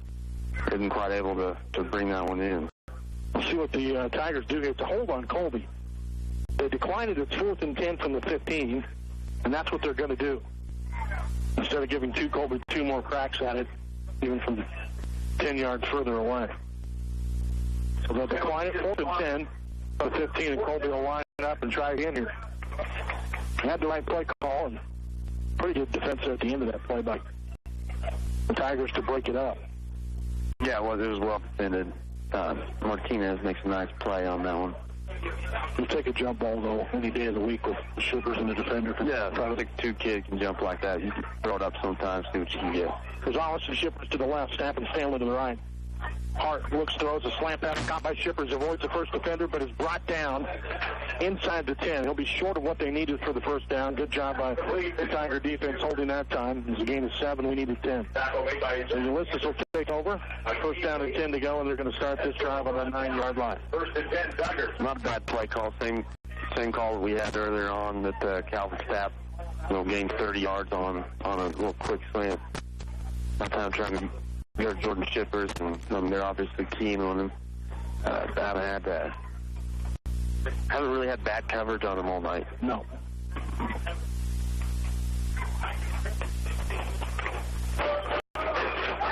Ulysses ready to go. First and 10. They'll have 1 receiver to each side. 2 backs behind. And the handoff's going to go out the middle, and no running room for Anderson. Brought down for a gain of maybe a yard on the play. It'll bring up second down and 9. And again, they're just kind of Nagel and Anderson lining up behind Walker. And Ulysses came out wanting to throw the football early in the game. It's not working for them. Now they're going back to what they do and trying to pound away. That time tried a little inside trap play. Nothing doing. Nice job. Nice job by Zach Hart playing free safety, running his alleys, playing downhill, and was able to get in and finish off that tackle. This time out of the shotgun is Walker. He'll get the snap. They'll keep 2 running backs in the block for him, trying to get some protection, and that catch is brought in at the 21-yard line. Nice play by Cifuentes, and that'll be a first down for the Tigers, a gain of 11. Pass complete to Fuentes. Fuentes runs a deep 10-yard out. First and 10, Ulysses. Bryson Metcalf giving him a little cushion, trying to respect the fade, then drives on it. Nice play, finish that off. That sideline making sure he doesn't get any extra yards. First and 10 for the Tigers from the 20. Their own 20. Perez to the right, and this will be a handoff around the left edge, and not much on that carry, and that is Edgar Soto, the sophomore, getting the carry for the Tigers. Soto on the carry. We'll get 3 yards, second and 7. Soto gets the handoff on the stretch play. The Eagles do a nice job stretching that play out. Not allowing them to get much. And the edges have done a good job of stretching it out and letting the backers fill as well. Tigers will put Perez to the right side. They'll keep Soto in the backfield now. Anderson was out of the game. This time a little delay drive goes up the middle. The ball came loose at the end of that one. But it looks like the Tigers have it, and they may have a first down after picking up the fumble. Nagel on the carry. He's got the first down. I would say looking at it from here. No. Tiny bit short. Stop trying the first down. Less the foot. It's third down and short. Big third down for Colby here. This is one of the first thing you got to think is don't jump off sides and then hit quick. I imagine this is going to be a quarterback keep. It is. Walker got the first down as he dives across on the right side for a gain of a yard. 2-2.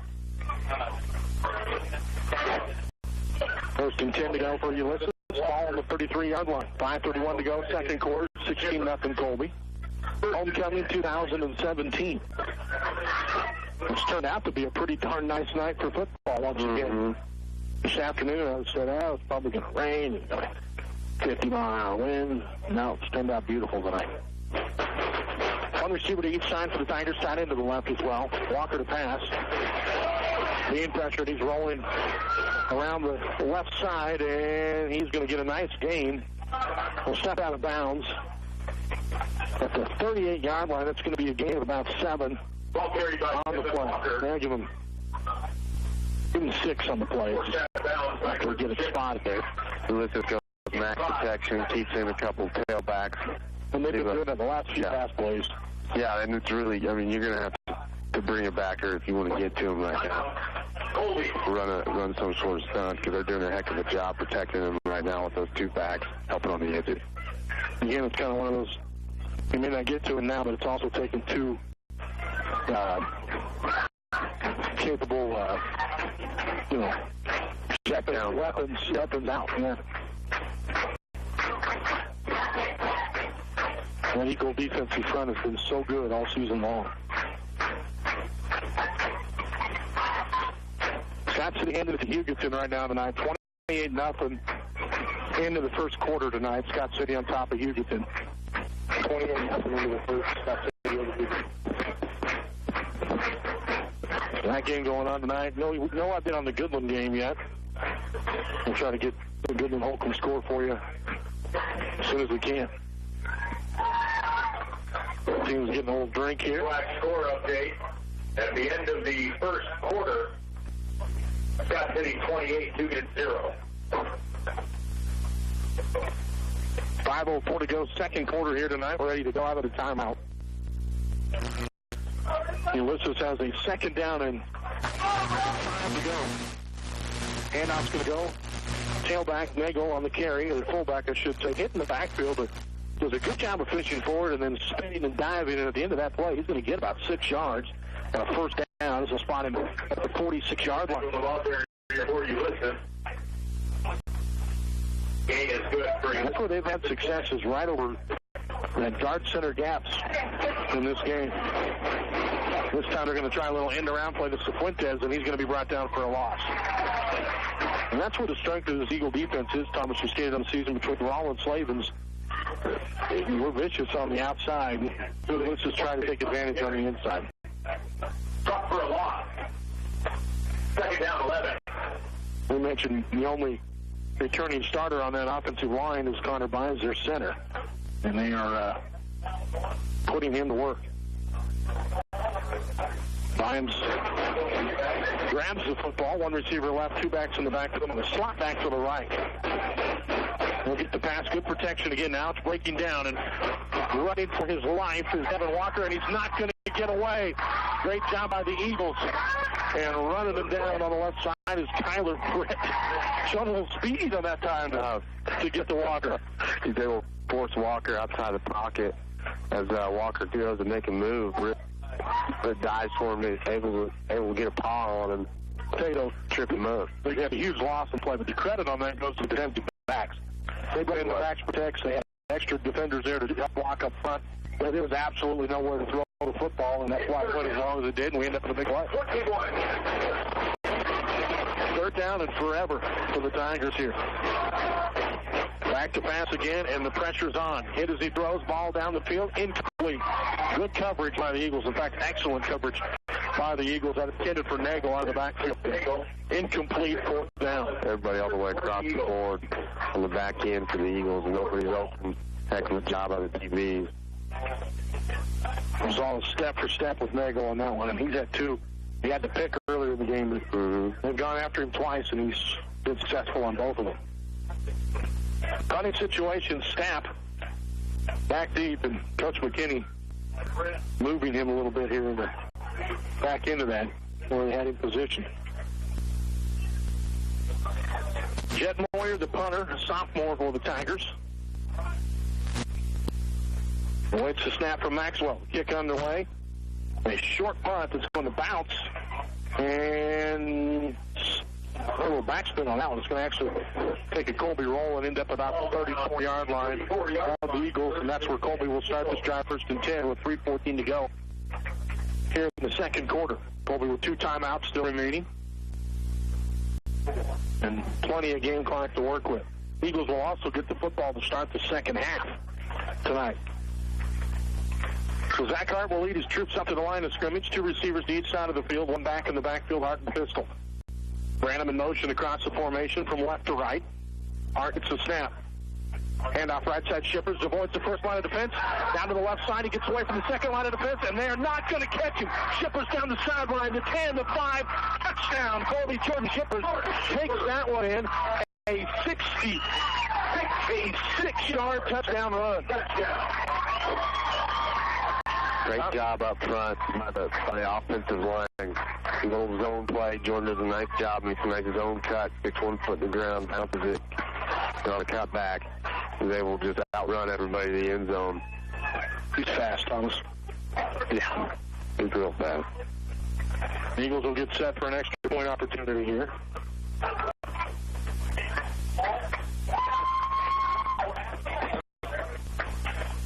3:03 to go. Quick score for Colby. Snap is good. Overman gets the hold down, and the kick is right through the uptime for Broach.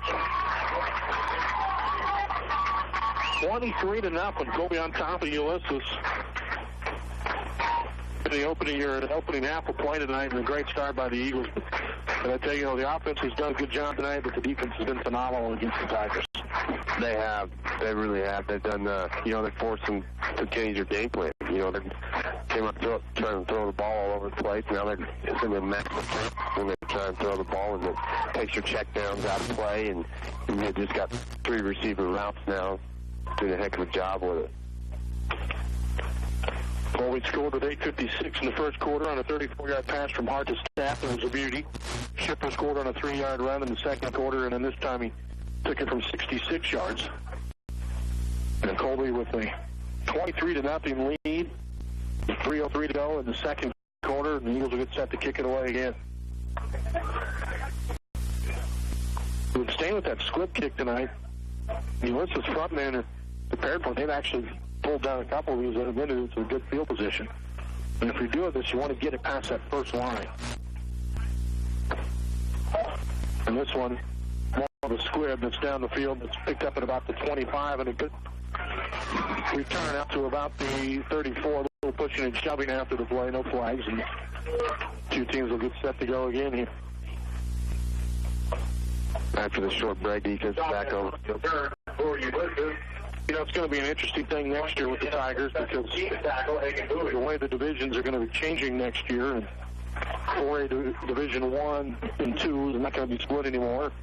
Most of the teams, in fact, all the teams in the Greater Western Athletic Conference will go to 3A, with the exception of the Ulysses Tigers, which is going to make some different scheduling things. We'll talk about it more in just a little bit. 1st and 10, Tigers back to pass again, and again, in trouble, and again, he completes it. What a job. A penalty flag is just flown here at the end of this one as Anderson makes the catch from Walker, who was being drugged to the ground when he threw it, and somehow he made the catch. But again, flag down back here at about the 31-yard line. It was thrown before he was out of bounds, so it's not a late hit or anything. We'll see what the flag actually is. It looks like it's going to be a holding against the Tigers. And this is a spot of the try up there. It's blocking the back. But yeah, it's a spot foul on the 31-yard line. So the loss on the play would have been about 5 or 6 yards. The Eagles are going to take it back, though. They'll give them the down, but you take the 10 yards off of that when this penalty happened. A good 5 yards behind the line of scrimmage anyway. There's a massive loss on the play. And now the Eagles got to set things, conserve some time here and maybe get another opportunity before half. Yeah, trying to get a 2-for-1 with that with the kick after halftime. Tigers go with double right in set. Handoff's going to go off the middle.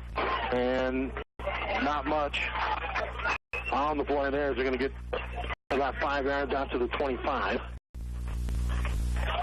Second down and 27 by Alonzo Martinez.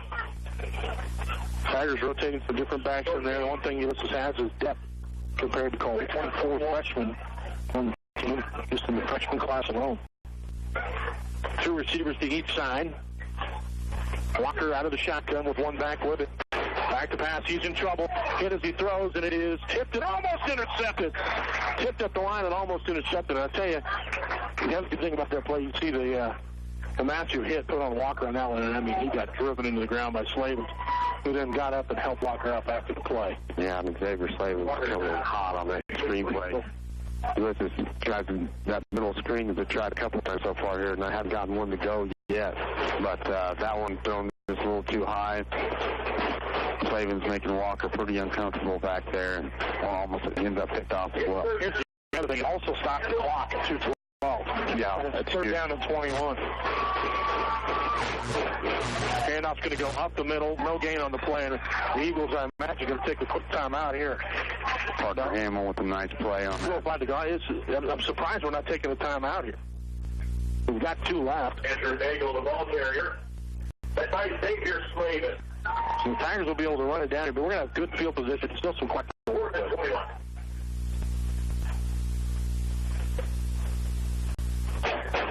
And the Tigers punted that with 16 seconds left on the play clock. You got to watch that.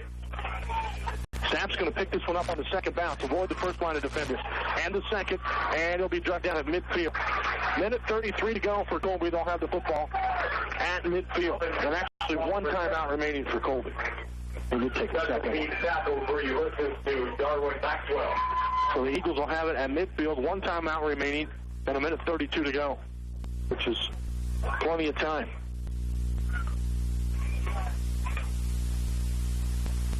Eagles will run a pretty fast-paced offense tonight.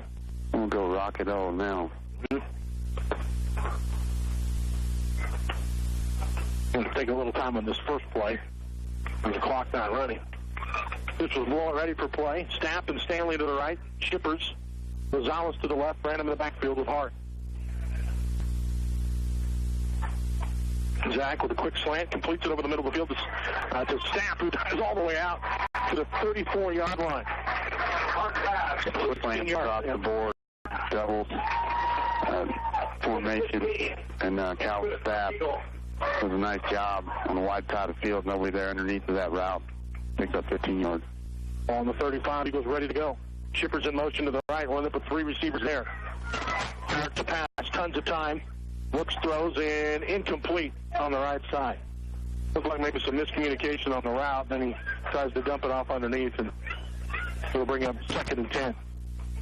Calvin Stapp runs a comeback out of that trip set motion. Shippers into Stapp runs a comeback, and Zach ends up skipping that one, too.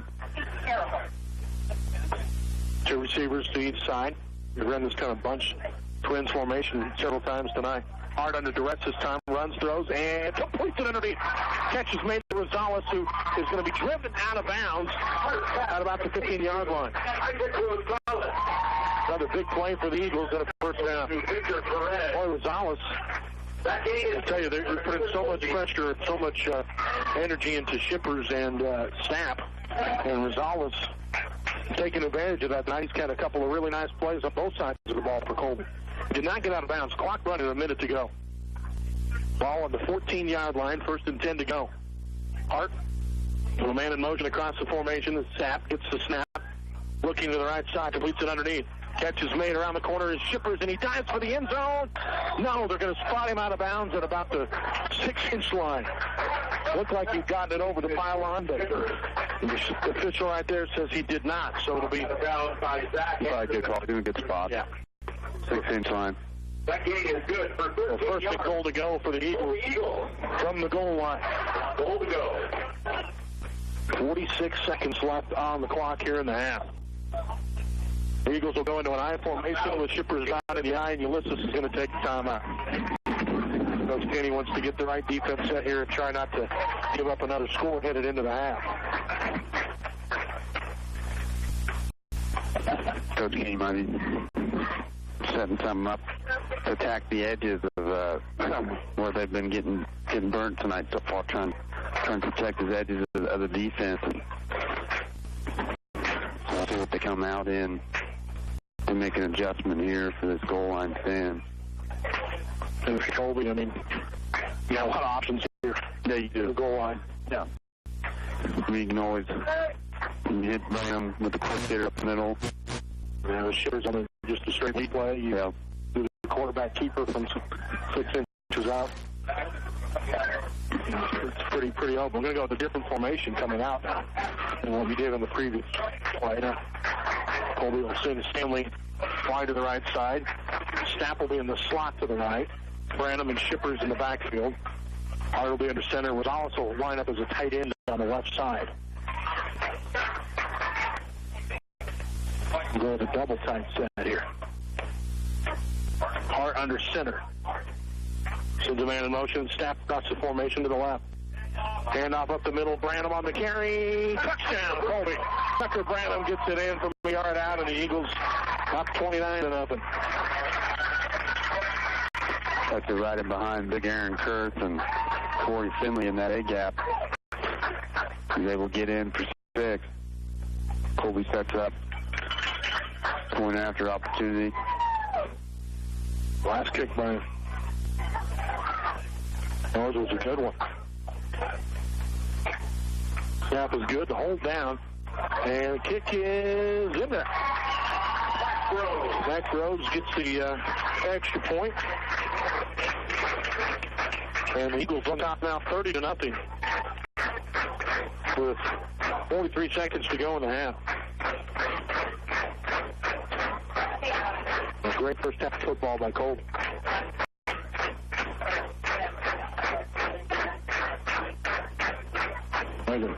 Finish that drive off. Branham getting that one in there. That first touchdown of the season for Tucker Branham.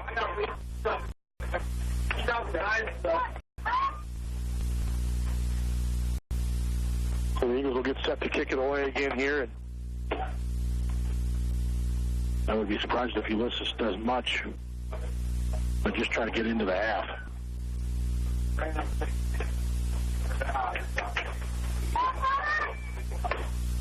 Good first half of football by Colby.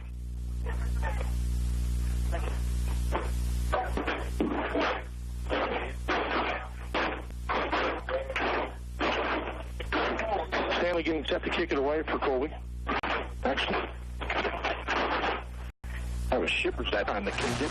And he had a nice little squib up the middle. It was bobbled by Ulysses, and now penalty flag comes in from clear across the field. And this one, the ball came out, and Colby's saying that they have the football. The officials say it's Colby football as well. The Eagles might have another shot here before the half. We do have the penalty flag down as well that we need to get sorted out.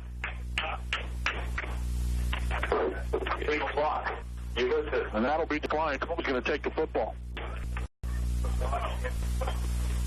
And the Eagles will have 36 seconds to go. They didn't use their timeout on that last possession, so they still have it left. And they're going to start this one deep in Tiger territory at the 36-yard line.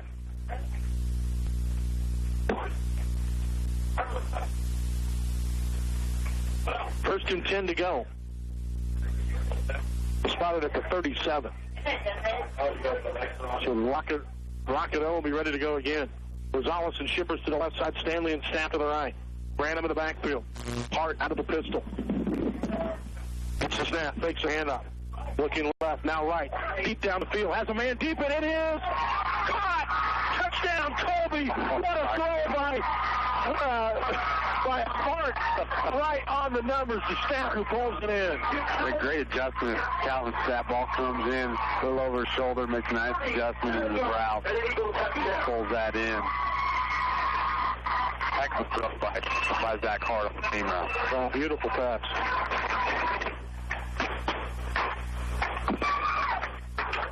And Rose will get set to kick another one here.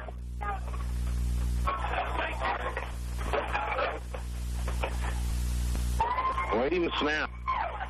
There, the kick is up. A low line drive, but it's tied up. Good throw. 37-0. Max Rose gets the kick in there, and the Eagles on top. And we're down to 28 seconds to go in the half. We had less than 20 seconds between scores there for Colby. But let's talk about that pass by Zach Hart to Calvin Staff. He's throwing the ball deep tonight very well. We've seen a couple of them. He threw some balls up to Jordan Shippers in tight coverage, and he had one spot to put it in. That's where he put it to. So he's on throwing the ball deep tonight. And then that bomb he just threw to Staff. I mean, that was huge. Great play by Calvin. Great catch. Nice job by the boys up front. Too, down the field. Yeah, Hart's out all day. Yeah. He's been pressured a couple times tonight, but nothing. He just stepped up in the pocket and gotten around it. Not too much in his face. And he's a capable kid to run the football. It's what you like to see. He get a lot of points in that pocket. He'll move around and find the right lane and get it out of there. Here's another little squib kick. And hobbled around by Ulysses, and wisely they're going to just fall on it this time. And I imagine they're going to go into half and await what Coach Kinney has in store for him. Chet Boyer covers up the loose ball for the Tigers. So it's 37-0 in favor of Colby with 27 seconds to go in the first half of play, and the Eagles will get the football to start the second half.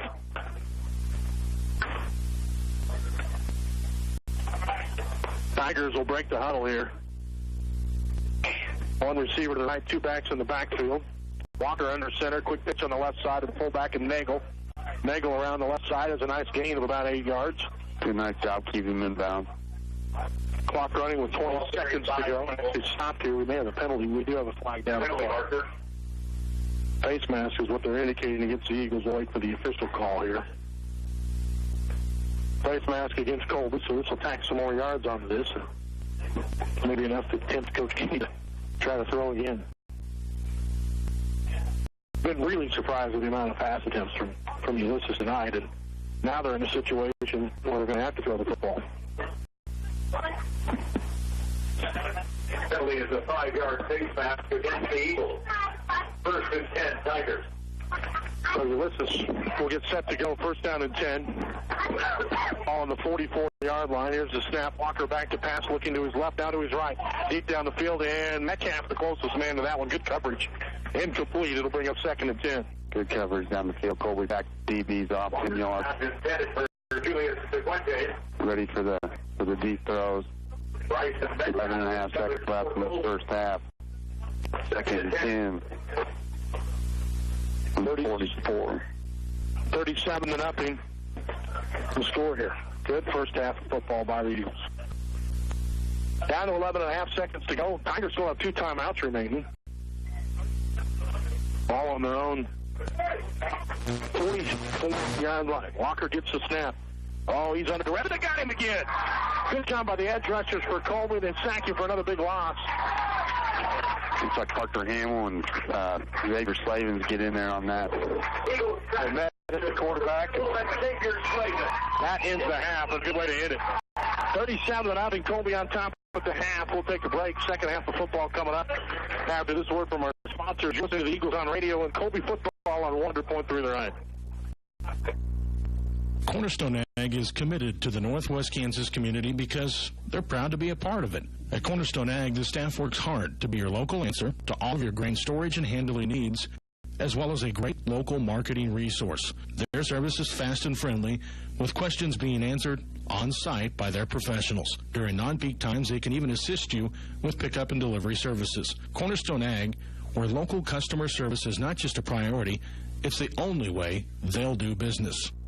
Farmers and Merchants Bank is celebrating 130 years in business. We're proud proud we've served the Colby area since 1887. Despite many changes over the years, we've always remained committed to our customers. We offer many online services as well as checking and savings accounts, IRAs, CDs, and various loan options. With 2 convenient locations and extended hours, we're here when you need us. You receive friendly, hometown service with all the modern conveniences you need. Farmers and Merchants Bank, 130 years strong and moving forward, serving you. Member FDIC.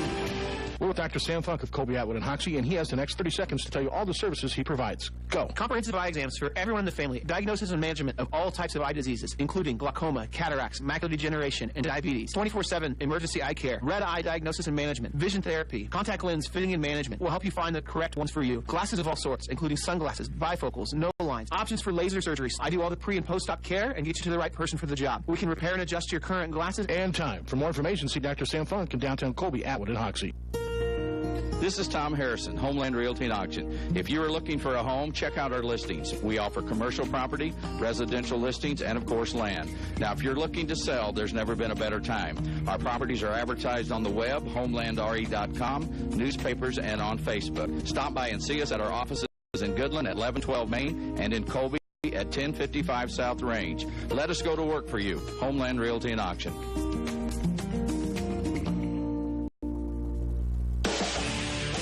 Now back to more of the Eagles on Radio on 100.3 The Ride.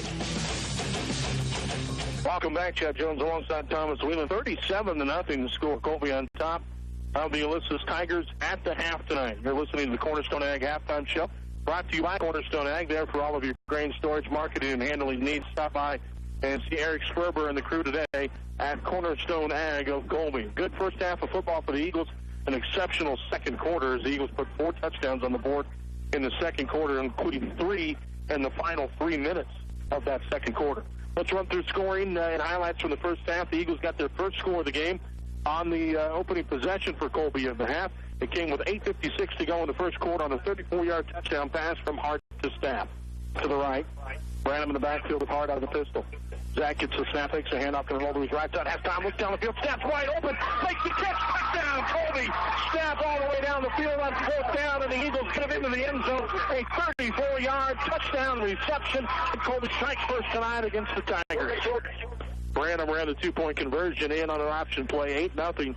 Colby on top. And with 11:03 to go in the second quarter, Colby strikes again on a 3-yard touchdown run by Jordan Shippers. Shippers in the backfield with Hart. Option plays. Dak will pitch it to Shippers on the left side. He's got the corner touchdown. Jordan Shippers takes it in from 3 yards out, and the Eagles get their second score of the game with 11:03 to go in the second. 2-point conversion attempt was brought into the end zone by Stanley, 16-0. Colby on top at that point. Then with 3:03 to go in the second quarter, the Eagles strike on a 66-yard touchdown run by Jordan Shippers. It's a formation from left to right. Hart gets the snap. Hand off right side. Shippers avoids the first line of defense. Out to the left side. He gets away from the second line of defense, and they're not going to catch him. Shippers down the sideline. The 10, the 5. Touchdown. Colby. Jordan Shippers takes that one in. A 66-yard touchdown run. The extra point attempt by Bros was good. 23-0 the score. Then with 43 seconds to go in the second quarter, we got a 1-yard touchdown run by Tucker Branham on the left side of scrimmage. Bros kicks the extra point, and it's 30-0 Colby.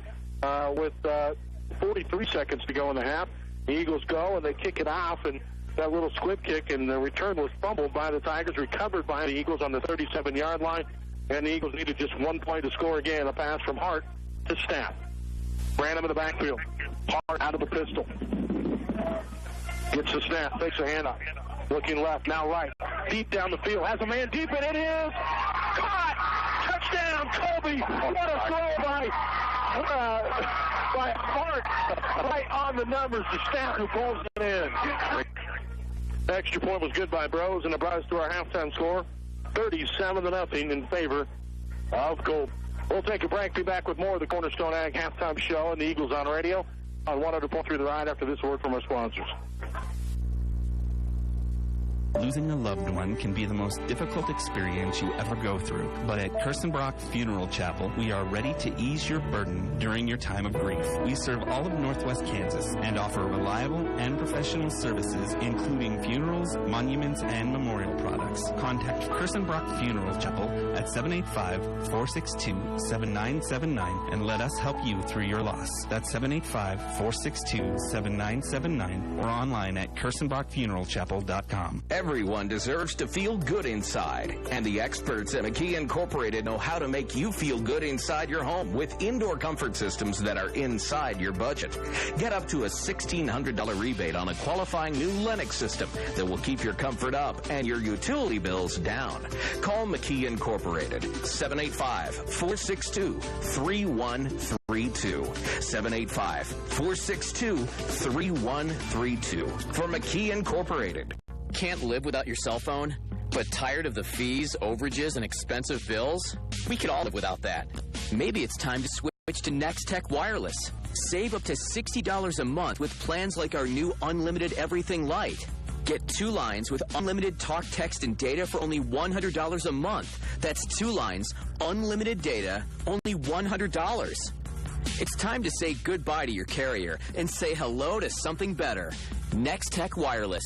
Adding or replacing cabinetry can be a scary proposition. Not only does it need to look great, but it's got to be functional. And every layout and every family's needs are different. Northwest Kansas Decorating Center in Colby are cabinetry experts. They make the process easy and, dare I say, even a little fun. They'll take the measurements, design your ideal layout, and install the cabinets for you. With free estimates and multiple lines to choose from, they can work with almost any budget. Enjoy the process as well as the finished product. And remember, for flooring, cabinetry, and more, it's Northwest Kansas Decorating Center, West 4th Street in Colby. Now back to more of the Eagles on Radio on 100.3 The Ride. Welcome back. Chad Jones alongside Thomas Whelan, the Cornerstone Ag halftime show on 100.3 The Ride. 37-0. Colby's on top of the Ulysses Tigers, and an explosion of offense in the second quarter, set up by good defense by the Eagles, and they were able to put it on the Ulysses Tigers pretty good in that second quarter tonight. I tell you, we were talking a little bit, Thomas, in Colby. The defense is getting better. The offense is clicking tonight. We're not shooting ourselves in the foot. And you're watching this team, and we're up 37-0. We're doing good things. We're looking great. But this is they got a long way to go as far as improvement. There's still a lot on the end of this thing. We're 3.5 weeks into the season right now, and playing good football. But we're not peaking by any stretch of the imagination. Right, and that's a scary thing. I mean, they've got a lot of a ways to go before they're clicking on all cylinders, and that's what you want. I mean, you're week 4, and you're up, 37-0 at halftime, and you've got some things to improve on yet. You're sitting here 3-0, and you're doing things well. I mean, this could be a good fun season. Colby has not gone 4-0 to start a season since 1992, which, by the way, was the last year we beat the Ulysses Tigers. And that season, we started 5-0 on the year, and then lost our last 4 games of the year and missed the playoffs. That's the scary thing with this, though, when you get into high school football, and I'm sure there were some injuries that probably led to the end of that one. I don't remember that far back. But that's the scary thing about it, is it's those last 3 games of the year that mean things. And if you look at the schedule for Colby now, and I'm not saying anything because we're playing good football, and I like us against anybody. We got Ulysses tonight. Next week, on the road against the Holcomb Longhorns. They are tied with Goodland at the half. Let me get the update on that one. I just saw a score on that one just a second here. 14-14 at half that game. So, again, 2 pretty good football teams there. We're going to Team Norton, one of the best teams in the state, in a class lower than us, who defeated the Goodland Cowboys earlier in the season. Probably shouldn't have, but they did. The band would like to thank Michelle Myers. Then we get into some of the instruments. Postseason play, the district play. We go to Scott City. We have Scott City. Go to Scott City, and then we have Concordia and Goodland here to end the season. Those last 5 weeks, these next 5 weeks coming up, are extremely difficult football games, and I like where we're at headed into it. I like the confidence we're building here, and we're going to have to continue on that because those games are going to be not only tough, but they're the games that are going to matter and who's going to go into the state playoffs out of this conference that's just loaded. Mm-hmm. Well, I mean, we talked about it in the pregame show week 1. I mean, week 1 through 9, there's not really a slouch in there. I mean, we got a pretty tough schedule. You got an Oakley team and lacrosse team, a couple 2As, and then you start running the gauntlet and the GWAC, and you got our Concordia in there again, and they're always coached really well by Coach Lambert, so they it's tough. You know, we were looking at this a little bit last week, and I think this may don't take this the wrong way for me. I think last week not playing well and having that 14-12 game that we had to battle to get through was maybe a good thing. You know, I think that we took that and said, okay, we're going to have to be ready to play. We can't just show up and expect to win, especially in conference play against a team that was. You know, you're not looking at it being as good going into it, and I think maybe a good learning experience for Colby, and maybe just what we needed at that point in the season. Yeah, and the ones had to play 4 quarters. Yep, so what you're looking for there. They had to put 4 quarters in. They came out on top, and tonight they came out and looked good, looked real good tonight. Yeah, they're ready to go. I think you're right. That's one of the things. You go back to the Oakley game. That was over quickly in that contest, and we pulled the starters on that one. The cross game was the same way. We won 49-6. They scored late. Continuous clock the whole 4th quarter of that game, and actually even part of the 3rd quarter of that game. And then you come in, and all of a sudden you got to play a full football game, and I don't know that we're necessarily ready for that. That's one of the things we talked about with Coach Kenny in the pregame here tonight was we got to get out to a quick start because they've got only 4 kids playing both ways. They're going to have much legs at the end of the game where we've got kids playing both ways right away. I don't know that coming out to 30-something first half was what we were expecting by any stretch. We tried to get on them quickly so that you got the game under control and that the work on manager went through. Not saying that we're not conditioned enough to play 4 quarters because I think we are, especially after last week being able to do that. But the game plan is fitting in where Coach wanted to do tonight. Yeah. Well, they came out, guys came out and they hit in the mouth early, and that was a good thing. And they came out, we obviously always want to, but then they kept rolling it on them.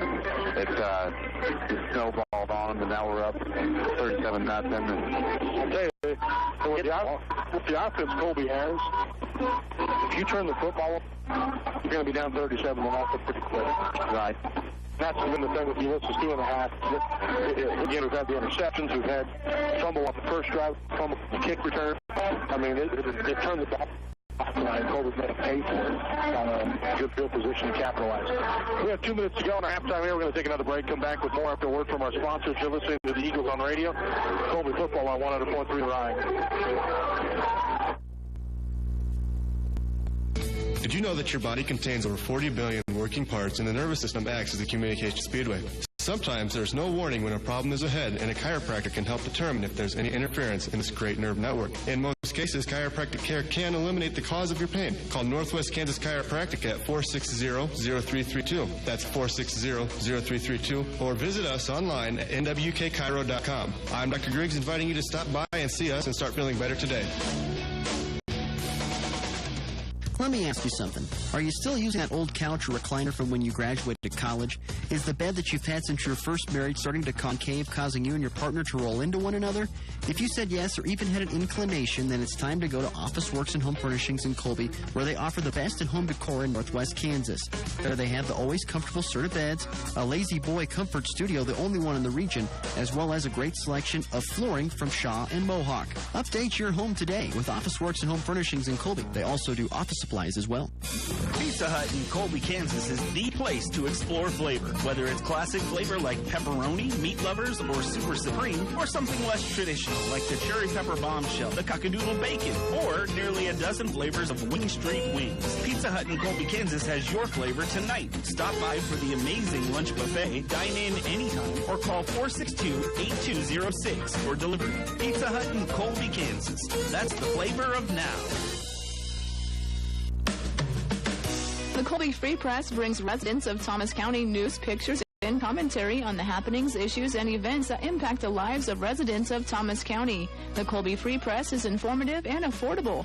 The Colby Free Press is a local daily newspaper that has earned a great reputation for journalistic excellence and extensive knowledge of the local communities of Colby, Rexford, Brewster, and surrounding communities.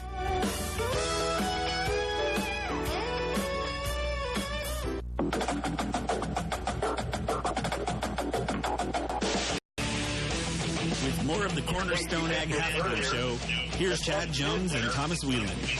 37-0 the score in favor of the Colby Eagles at the half tonight. Both teams on the field getting warmed up for the second half of football. Colby will have the ball to start the second half. This has been the Cornerstone Ag Halftime Show. The Eagles on radio on 100.3 The Ride. Kickoff of half number 2 coming up in just a minute here on 100.3 The Ride. You have a name, so the next time you travel to that big city Mega Monster sporting goods store, ask them if they know your name.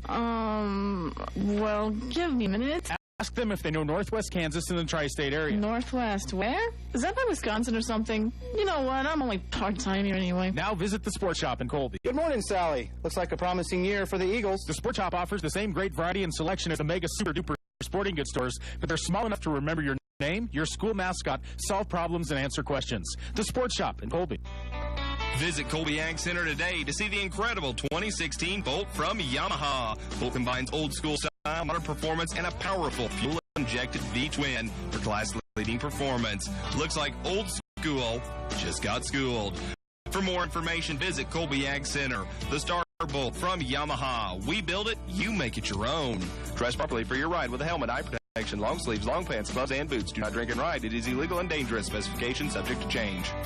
Help your body to heal properly with the professionals at Tina Harris Physical Therapy in Colby. Tina and her highly skilled therapists offer the best care possible, whether it's getting you back to 100% after an accident or just helping you reach your peak performance in your active lifestyle. Set up an appointment by calling her office at 785-462-8008. That's 462-8008. Tina Harris Physical Therapy and Sports Medicine Center at 270 North Franklin in Colby.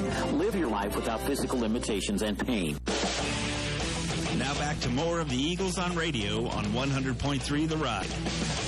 37-0 the score in favor of Colby at the end of one half. Ready to start the second half tonight. Again, the Eagles will receive the second half kickoff.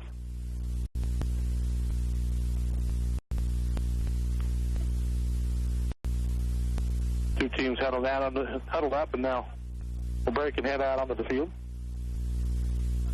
Metcalf and Staff will be deep for Colby. Eagles getting warmed up here. If Colby were to score on this opening possession, it would be continuous clock the remainder of the football game.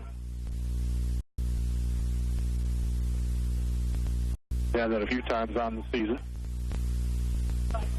Be a chance for some of the youngsters to get some time in there.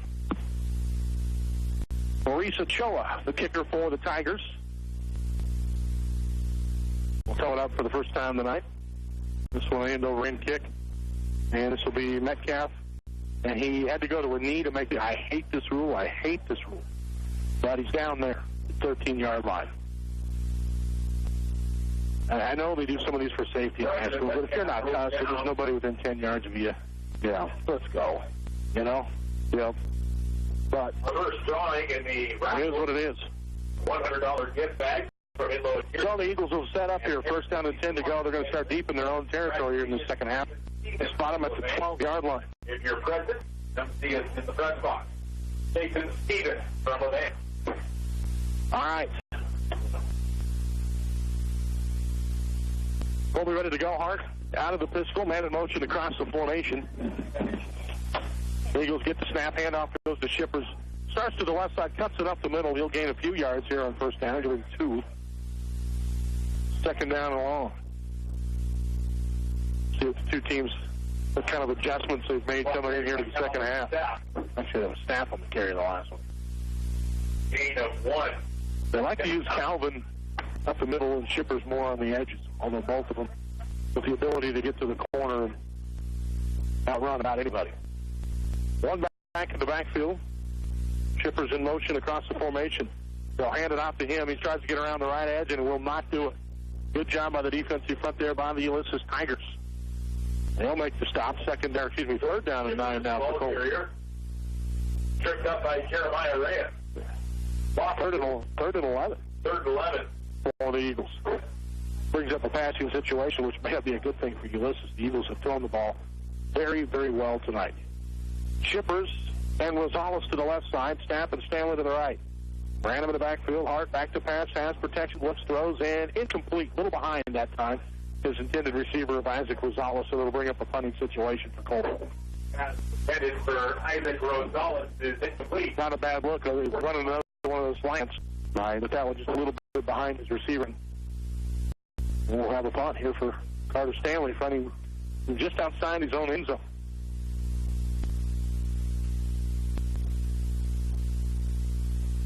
And we have the whistle. Nope. Tried to get him outside, they didn't. And Stanley got away a good punt here. This is going to bounce and be down by the Eagles at the 42-yard line. They're on 42, so the Tigers have good field position, but not a bad punt that time by Carter Stanley. No, that ball just died. Hit the ground. Just bounced straight up and down a couple times and was over. Didn't get a roll after. $100 gift card from Walmart. We'll see what the Tigers, what kind of adjustments they made. Good defensive adjustment there in that first possession. Made a couple of. Try to protect the edges. They're going to spread the field out here. So Fuentes and Perez. Handoff's going to go up the middle, and the fullback Nagel hit at the line of scrimmage and stopped immediately. And that's where they've had success when they have had some offensively in this game, is running between guard and center. Nice job by Kyler Britt playing defensive tackle. Nice. He'll use his hands, shed a block, get in there at the tackle, make a stop at the line of scrimmage. Eagles will get set again here. A lot of talking in the backfield between Devin Walkers and his running backs headed to the line of scrimmage. Quick pitch over on the left side, and Eagles had it stopped in the backfield, and this is going to end up being a first down and more on the play to Zach Anderson, who's finally going to be drug out of bounds inside the 20-yard line. There's a quick pitch play out of that split back set to Anderson.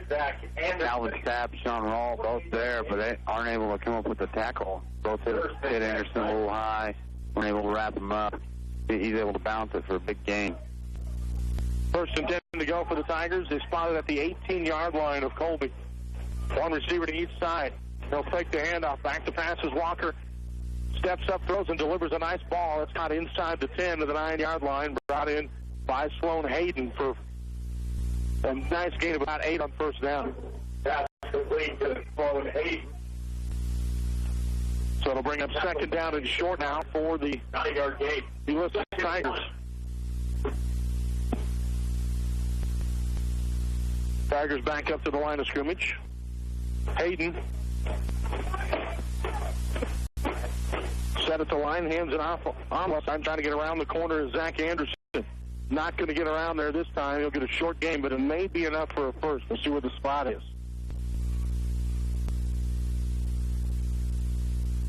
Did not get it. So it'll be third down and less than a yard to go. Good job by the defense of the Eagles that time on the edge. Anderson on the carry. Force 4 down territory for Ulysses. You got to stop him 2 more times. Walker will be under center, 2 backs behind him, and Nagel and Anderson. And this is just the quarterback keeper on the right side, and it's enough for the first down. They've ran that a couple of times on short yardage situations tonight, been successful with it. Gain of 2. First and goal to go for the Tigers, 6-yard line. They got it inside the 20 once earlier in the ballgame, but turned it over. Eagles would love to have that again right now. One receiver to each side for the Tigers. High formation, handoff on a little counter play, and this is Anderson on the carry, who spins his way inside the 5-4. Gain of 2. Ball carried by Zach Anderson. Second and goal to go from there.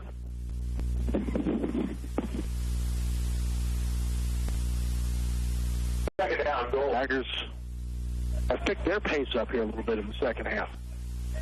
Double tight end set, 3 backs now. Handoff goes to the fullback, Nagel, and he meets the whole defensive front for Colby. He goes nowhere. Branham, the first man there for the Eagles from his linebacker spot. Nice job by Tucker Branham playing downhill, running through the A-gap. Nagel volunteer here. So 3rd and goal to go now for the 5. See if the Eagles defense can 3rd down. Make another big stand here. 3rd and 5. 3rd and goal from the 5. Here's a snap to Anderson, who just took the direct snap and took it into the end zone on the left side. And Ulysses is on the board for the first time tonight with 7:32 to go in the 2nd quarter. 3rd quarter, excuse me. 5-yard run.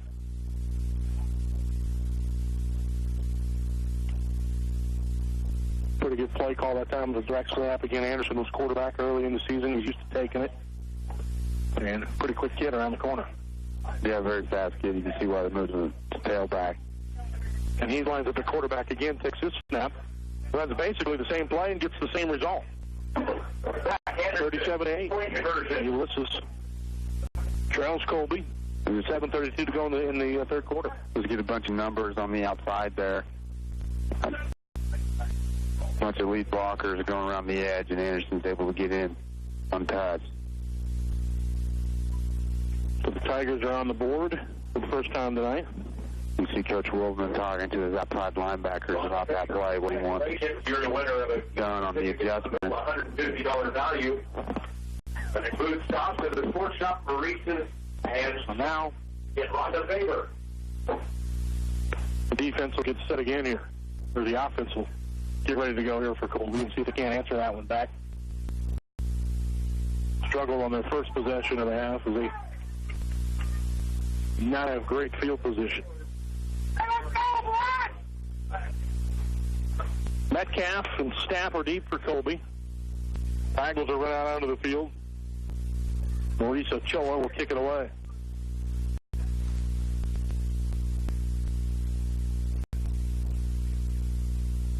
Beautiful night here in Colby. 3rd week in a row we've been at home, kind of a rare deal. If this happens the way the schedule works out. Then we get to take 3 lovely road games coming up here. At Holcomb, at Norton, at Snack City. Here's an onside kick lineup from Ulysses, and they fake it. They'll run up to the ball and then split out. Now we'll see what they do here. Now they shift back into that onside formation again, and they'll kick the onside kick that's going to go out of bounds. Penalty flag will fly. The Eagles will have good field position to start the drive. Kick out of bounds. Showing some trickery there by the Tigers into getting the onside kick rules different this year, and you have to kind of find some new creative ways to try to come up with one. So that one went out of bounds, and the Eagles will just take the field position. It went out of bounds at the 38 instead of taking the penalty and getting the ball on the 35. They're being free with that one. And the Eagles ready to go.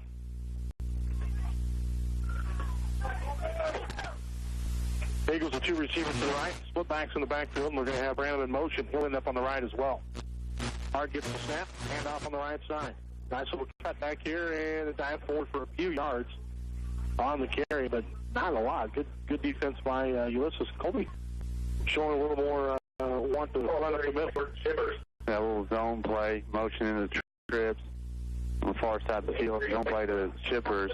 Makes a nice cut back, picking up 4 yards on 1st down. 2nd and 6 to go, and Shippers with a problem. Has a problem with his helmet there, so the officials just stop play to get it snapped up for him. 2 receivers to each side of the field for Colby. Branham in the backfield with Hart out of the pistol. We run the slant out of this tonight. Hart with a quick slant to Shippers, who makes the catch in traffic. Not for a big game, though, on the play, as the safeties come up and make the stop for the Tigers after a short game. It'll bring up 3rd down. We'll call it 3-0 here for the Eagles. I mean, this is a tighten up coverage on those inside receivers, trying to help them out on that play. That time it works for him, brings up 3rd and 2.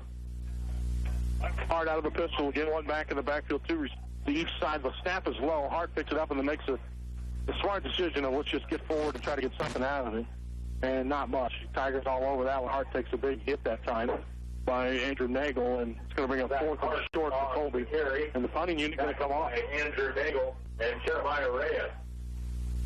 So the Ulysses defense has stopped Colby 3 and out the first 2 possessions of the second half.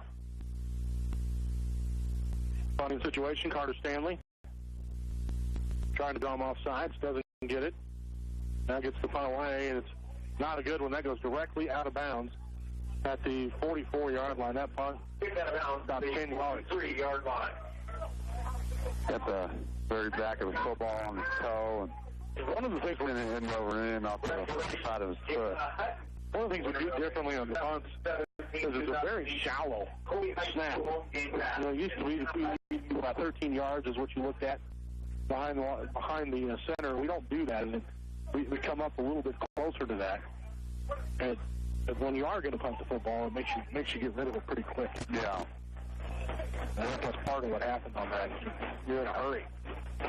Tigers back with the football after scoring on their first possession of the half. Back to throw, and they got somebody over the middle, and it's knocked away at the last second. That is tremendous defense by Rosales, who's made 3 really good plays in pass coverage tonight, an interception and 2 breakups. Excellent job by Isaac Rosales playing on the far side of the field. Comes out, throw set, runs a post route on the far side. Isaac Rosales cuts underneath of it. They will get a hand on it. Second down. And 10 to go. Off the incompletion. 2 backs in the backfield with Nagel and Anderson. They're going to run the option play on the left side. Nagel is the pitch man. He gets it, and he is in trouble immediately. Penalty flag down on the play as well, yeah. Andrew Nagel on the option. 3rd and 11. If you don't take it. Heck of a job by the whole defense, front 7, stringing that play out, sideline to sideline on that option play, still playing it, forcing the pitch late. Everybody's there to clean it up. You know, as a running back, you always want the football, right? Right. You get a play like that, and you're like, no, just keep it. Yeah, I'm at the sideline. You got it. Yeah, you got this, QB. Don't pitch it to me. They're all here. Eagles want to take the penalty. Driving back the extra 10 yards.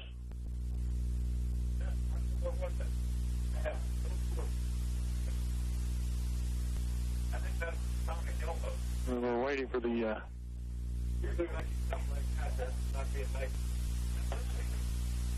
tripping.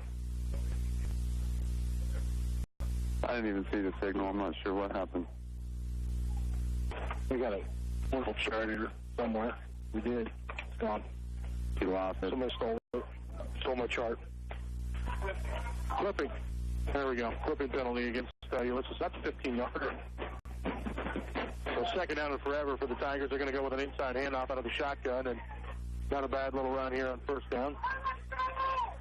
About 6. I'm going to say second down. We'll bring up 3rd down and 21 for the Tigers. Pull both guards on a blast play. End up picking up 6 yards on it, 5-6 yards.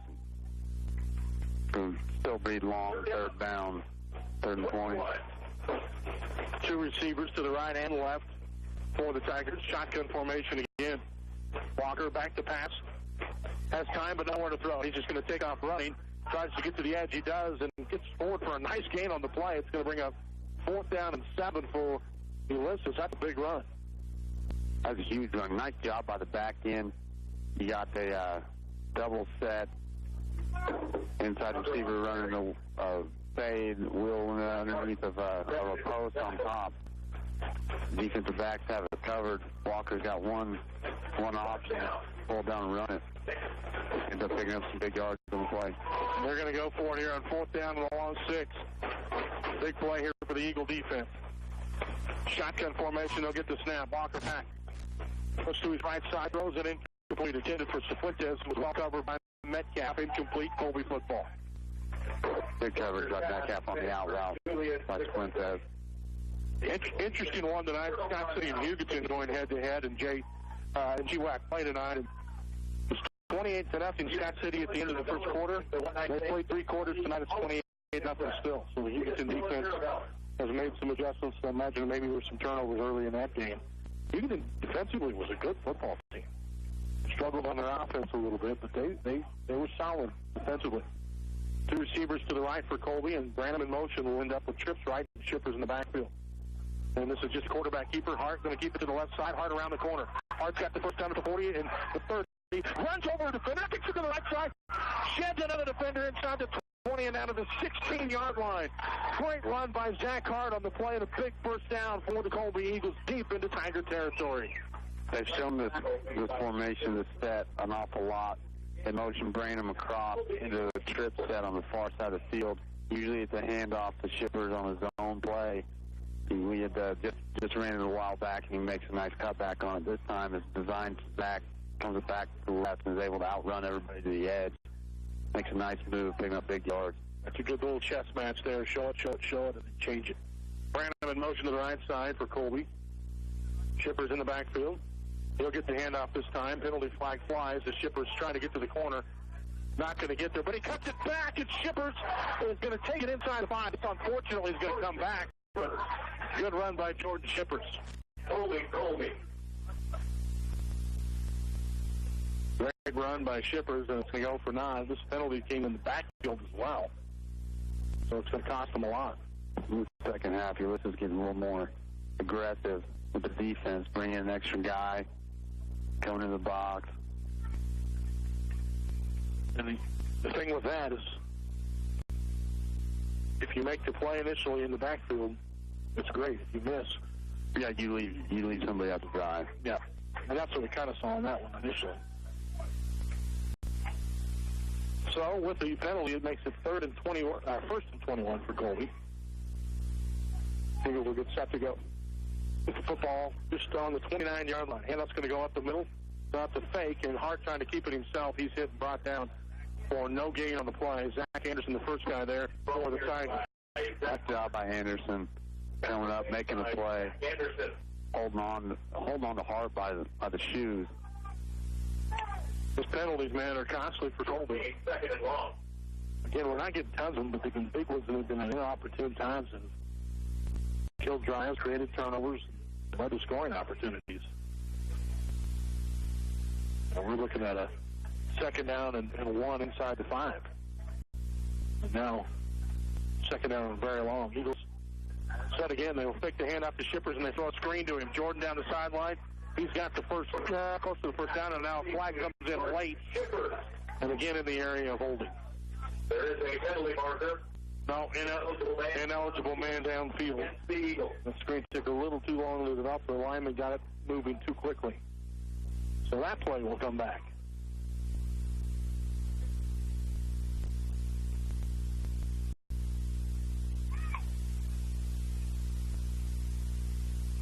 And the official telling the Colby coaches to calm down here.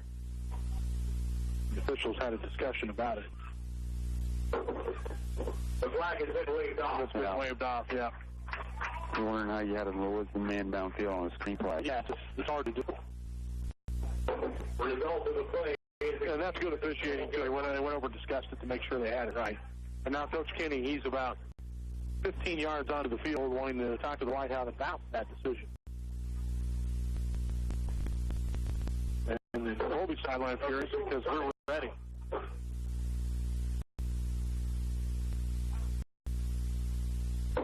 Coach Kenny congratulating Amy Branham on goal. Talking to the White House. Membership to CrossFit Colby. Amy Branham.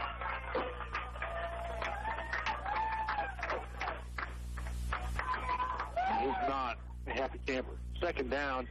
After that play for Shippers, they actually spotted him out of bounds about the 12, and it makes the second down. So a long 5 to go from here.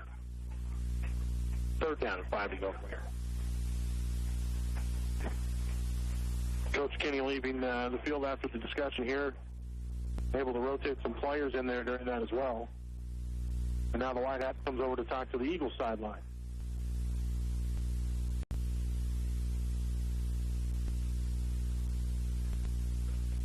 He is screaming. The official is all over Coach Reese McKinney. I mean, screaming at him. Yeah. There's no flags down with this, but he is not a happy camper. Well, you got to get your point across. Yeah. If you're a coach. Yep. The Eagles ready to go. High formation, 2 receivers to the right. Hart gets the snap. Takes it to Shippers, rolling to his right side, throws, and completes it to Brandon, who makes a catch for a first down yardage and breaks tackles inside the 5. First down to go, goal to go for Colby from there. I tell you, this offense with some weapons. Everybody's contributing tonight. Hart's running this like a well-oiled machine. A gain of 9 yards. That's a nice little play, sneaking Brandon out there on that little speed out. Goal to go. Flat route. And a good throw, too. You're looking hard on that one. He had to get away from a defender that got there a little too quick and threw it off balance kind of across his body and put it on the line. First and goal to go for Colby from the 1-yard line. Hand off right side, and Shippers stopped short of the end zone. Gonna lose a yard on it. Jordan Shippers on the carry. Good job by the Tiger defense, busting through that time. Hudson on the tackle for Ulysses. Second down and goal to go from the 2. Second down goal. And the Eagles will send the play in from the sideline. Again, running out of that no huddle. Hart gets the snap. Quarterback keeper behind Branham. Gets forward. Does he get in? No, he's going to be stopped again at the 1-yard line. And you get down to a goal line like this, short yardage situations, and playing a Ulysses team, they're going to stack the box, and they're going to start bringing extra guys. So you got to figure a way to attack the edges on them. Colby going to take a timeout here to discuss things. Get the kids water, make sure they can finish off this drive as they've got third down and a couple to go here. Coach Sims wants to see what the guys up front are seeing. Trying to get the guys fired up, Coach Sims and Coach McKinney in the huddle there.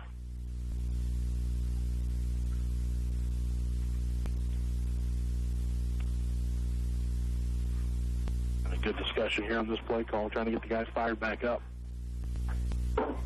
Don Offense has done a good job tonight. They've moved the ball well. The one night stay to comfort in with the CHS dance team cheerleading raffle. And that's John Seeger of Henley, Kansas. Night stay to Colby comfort in. All right, here we go. Eagles head back up to the line of scrimmage. Third down and goal to go. Ball's back on the 2-yard line now. The Eagles will go back to the pistol with Shippers in the backfield. Branham in the slot to the left, Staff to the right. Double tight end set. Hart will send Branham in motion across the formation to the right side. Hart will get the snap option play, keeps it himself, touchdown. Hart takes it in from 2 yards out, and the Eagles on the board here in the second half. And there you go, got to attack the edges, go to the C gap right there, Zach Hart. Picking up some big blocks on the edge. Nice run by Hart. 2-yard touchdown run. Hart's had a good game tonight. Couple of passing touchdowns and now a rushing touchdown, and here's Rose to kick another extra point.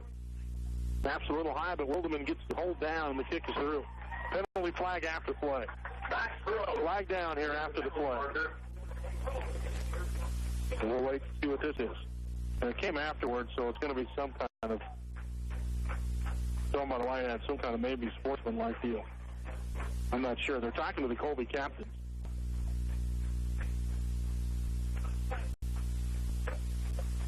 And if it happened on the play, obviously it's just decline. They're not seeing what it was. The official coming over to make an indication here. Nope. He just not, I mean, what is the flag? He didn't pick it up and wave it off. He didn't indicate what it was. He kind of motioned like he was going to make the call and then walked away. We're $250 in chamber box. That's a new one. Yeah, I don't know what happened on that. And it looks like it's.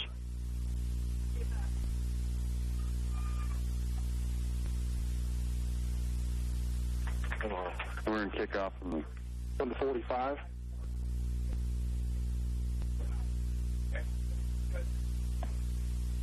Who knows? Must have been declined penalty on the play. Whatever it was, it must have been on play and declined. I have no idea. That's an interesting one. He just made no indication to say what happened, one way or the other.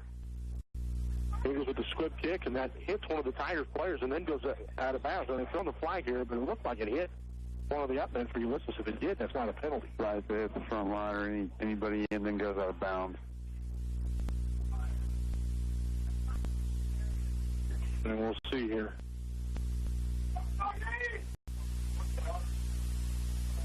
was on. Must not hit anybody. They're going to start at the 35. And the ball with the 35-yard line, first and 10. The score's 44-8. Colby's on top here. We have 1:37 to go in the third quarter.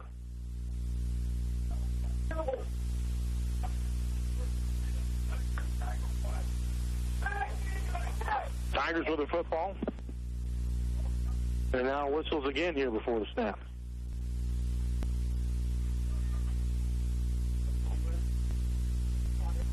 And the Eagles wanting to know something about this play. Now they're going to go across and talk with his official timeout to the coach for the Tigers. Wow. An MC Auto detail package, a $350 value. Bruce Cheek of Rexford. Congratulations. Well, this is an interesting game with some of this stuff that's gone on, and trying to figure out what things were. And now the official coming back across the field after, and they're going to move this football back a couple of yards. 32 is where they're starting to drive.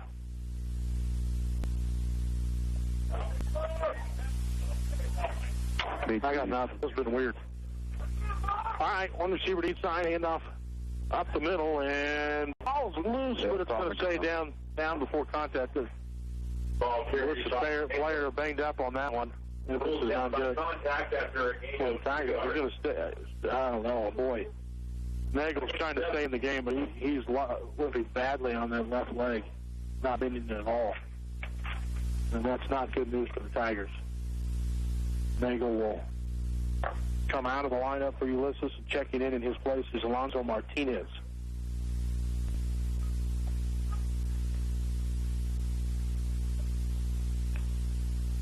And now they'll blow the ball ready to play. Tigers will get set to go. Also checking in for Ulysses is Dominic Eddy, a freshman. And they're back to pass. That's where they're looking, is to Eddy deep down the field, and it is incomplete. There was good coverage on the play by Hart. There was some separation at the end, but he knew there was one catch of the ball. They do have a penalty flag back at the line of scrimmage, a hold against the Tigers. 4th and 7. You don't take it. Take it here. You're going to bring up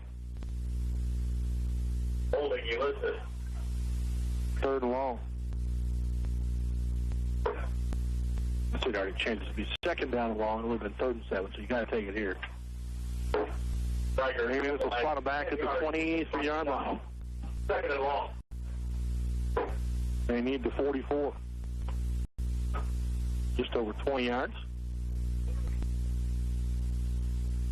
Okay, the quarterback in Walker doesn't have a bad arm. No, he doesn't. The rest of it. They tried a little counter play, and the Eagles missed the tackle in the back. The ball is loose, and Colby's got it again. The ball is loose, and Colby has recovered another one today. They had another back in there. It was Alex Feldman, on the carry. Gets his first carry of the night, and he coughs it up, and the Eagles get it again. And off of someone on a little counter play, gets good yards on it, flips the tackle, and gets upfield and coughs it up. Calvin Staff falls on it for the Eagles. And he's a lonely man on the sideline right now. Eagles ready to go. 2 receivers to each side of the field, out of the pistol formation. Shippers in motion from left to right. Lines up in the slot back to the right side. Hard to pass. Looking, now goes across and finds Rosales. Open, touchdown! Rosales pulls it in on the left side. Great pass from Hart, lifts him off to the right.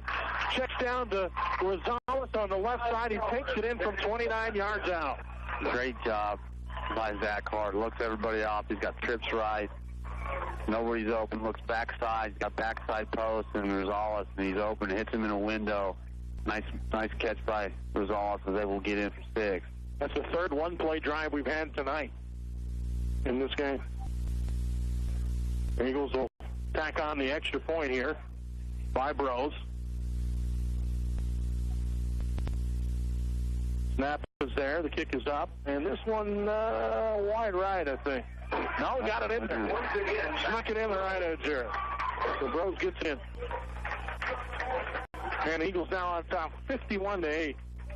We'll take a break. Back with more of the Eagles on Radio and Colby football in just a minute. With High Plains Co-op, it's great to know that the more things change, the more things stay the same. High Plains Co-op with locations in Hoxie, Dresden, Grainfield, Gem, Halford, Park, Selden, and in Levant. They're here to give you the service you deserve. High Plains Co-op is available for your grain, fuel, and feed needs. Check out their website at highplainscoop.com for up-to-date markets. Standing with you is High Plains Co-op. ServiceMaster in Colby, Kansas wants you to know that your carpet is like a huge air filter, trapping dust mites, pollen, bacteria, and every time you walk across your carpet, you stir those things up in the air, and you and your family are breathing all that in. It can irritate your lungs, complicate asthma, even make you sick. But for more than 50 years, ServiceMaster Clean has been serving both residential and commercial customers. The pros at ServiceMaster will do whatever it takes to make sure you and your family live in a happy, healthy, clean home. Call ServiceMaster at 785-462-3423 to get started today. Your family is worth it. Now back to more of the Eagles on Radio on 100.3 The Ride. Welcome back. The Eagles go with a little onside squib type kick to come out of there, covered by the Tigers. Fire for the Tigers. We do have a 40-point lead, so we should have continuous clock the remainder of this game. The Eagles up 51-8.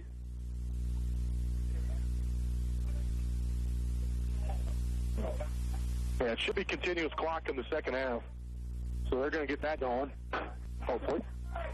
And Ulysses with the football. They'll take the handoff up the middle. Under pressure again and hit right after he throws the football. They had a good delivery and a tremendous he dropped it on the other end. Looked like a great catch that time, but Sloan Hayden unable to hang on to it. The two receivers in the same spot. Good coverage by Metcalf on the out. Just there's a Sloan Hayden ends up in the same spot and makes the catch underneath of it. Like the wide out there talking to Tyler Briggs, and that's close man. Him after the play, but not much. Not enough for the penalty to close, and the officials warning. Inside handoff here by the Tigers on a little counter play. The Eagles all over that one. It'll be a loss of about 3 on the play. Fuentes on the carry. By Julius Fuentes. So brings up third down at about 13 and a half. So the quarter's going to come to an end with that play.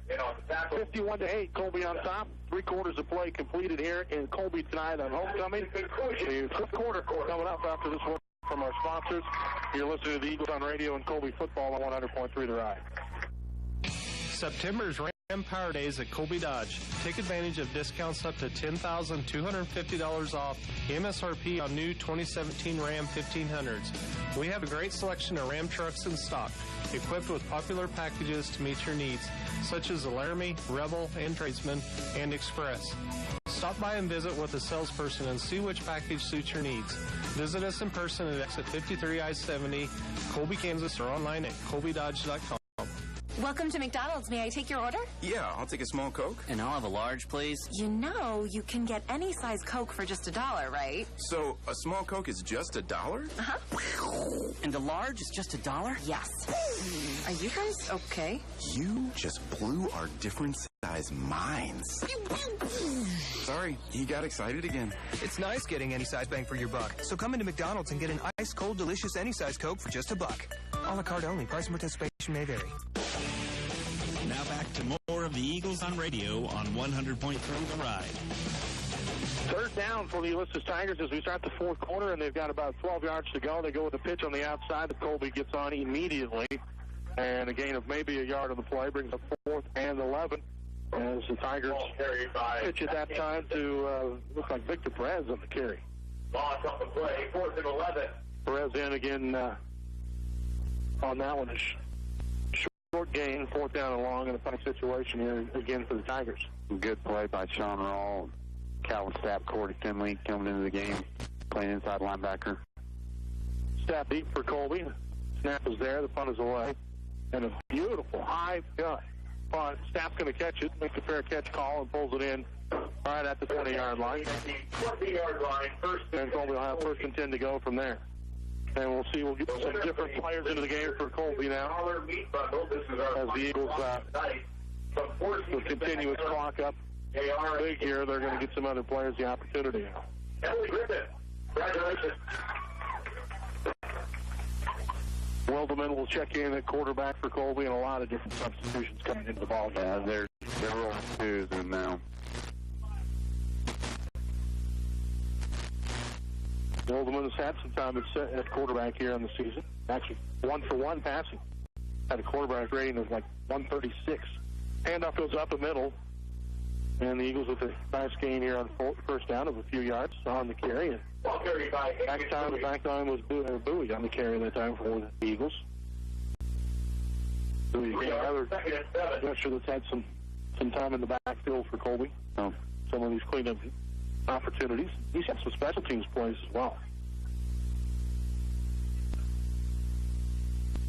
Second down and 7 to go. A lot of motion here for the Eagles. Wilderman out of the pistol. Gets the snap. Bowie again on the carry. This time not so much.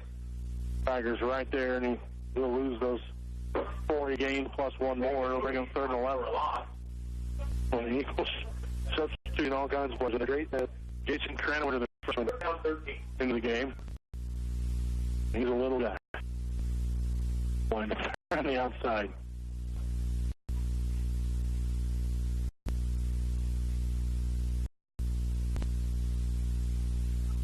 Eagles await the snap. Wilderman turns. He's in trouble. No chance on this one. They brought down, sacked on the play for a loss. He got that snap, and when he turned, it was already decided the Tigers bring in the house. And on 4th down, the Eagles will have to punt again.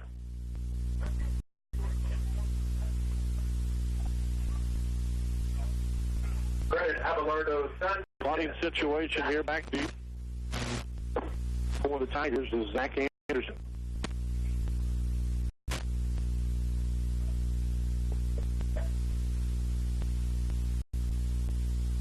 Long snap count here. Eagles get it. Stanley gets it away again off the side of his foot. That's going to bounce and go out of bounds. It's a 32-yard line. We'll see where they spot it. We're going to get a good spot, actually. They're going to mark it at 36. Out of bounds at the 35-yard line. And I tell you, if there's a weakness right now on Colby, it would be the kicking and punting game. That's something that they're going to have to work on down the season. In Ulysses. They'll get it. Kickoff at 5:30. Colby Ulysses in Ulysses. JV football Monday. So the Tigers will take over, 1st and 10 to go. And they will open this drive with 8 minutes to go in the 4th quarter on the 36-yard line. 2 receivers to each side of the field. And shotgun formation again here for Walker. Back to pass, looking deep on the right side, and it is intercept. Dropped. Dropped, and there's a Tiger down on the play. He's going to get up. Well, Colby with an opportunity there. They just couldn't quite pull it in. Trying to get the number there and cover. You got a lot of different players in here. Looks like it might be Metcalf. Yeah, that's Metcalf. Young sophomore. Eyes got pretty big, seeing that duck come into him. Couldn't hang on to it. Let the ball come into his body. Tigers have thrown more times tonight than I've seen them throw in years. Yeah, I've never seen at least Ulysses team throw like this. Hand off to Anderson this time, and a good job again by the defense. Rawl comes in and makes a stop for Colby. Short gain on the play, 3rd down and long. Tucker Branham's also in there, runs sideline to sideline really well. I go straight across, not get stuck in traffic. Credit to the guys up front. Short gain. 3rd down. 3rd down, 9. 9 yards to go.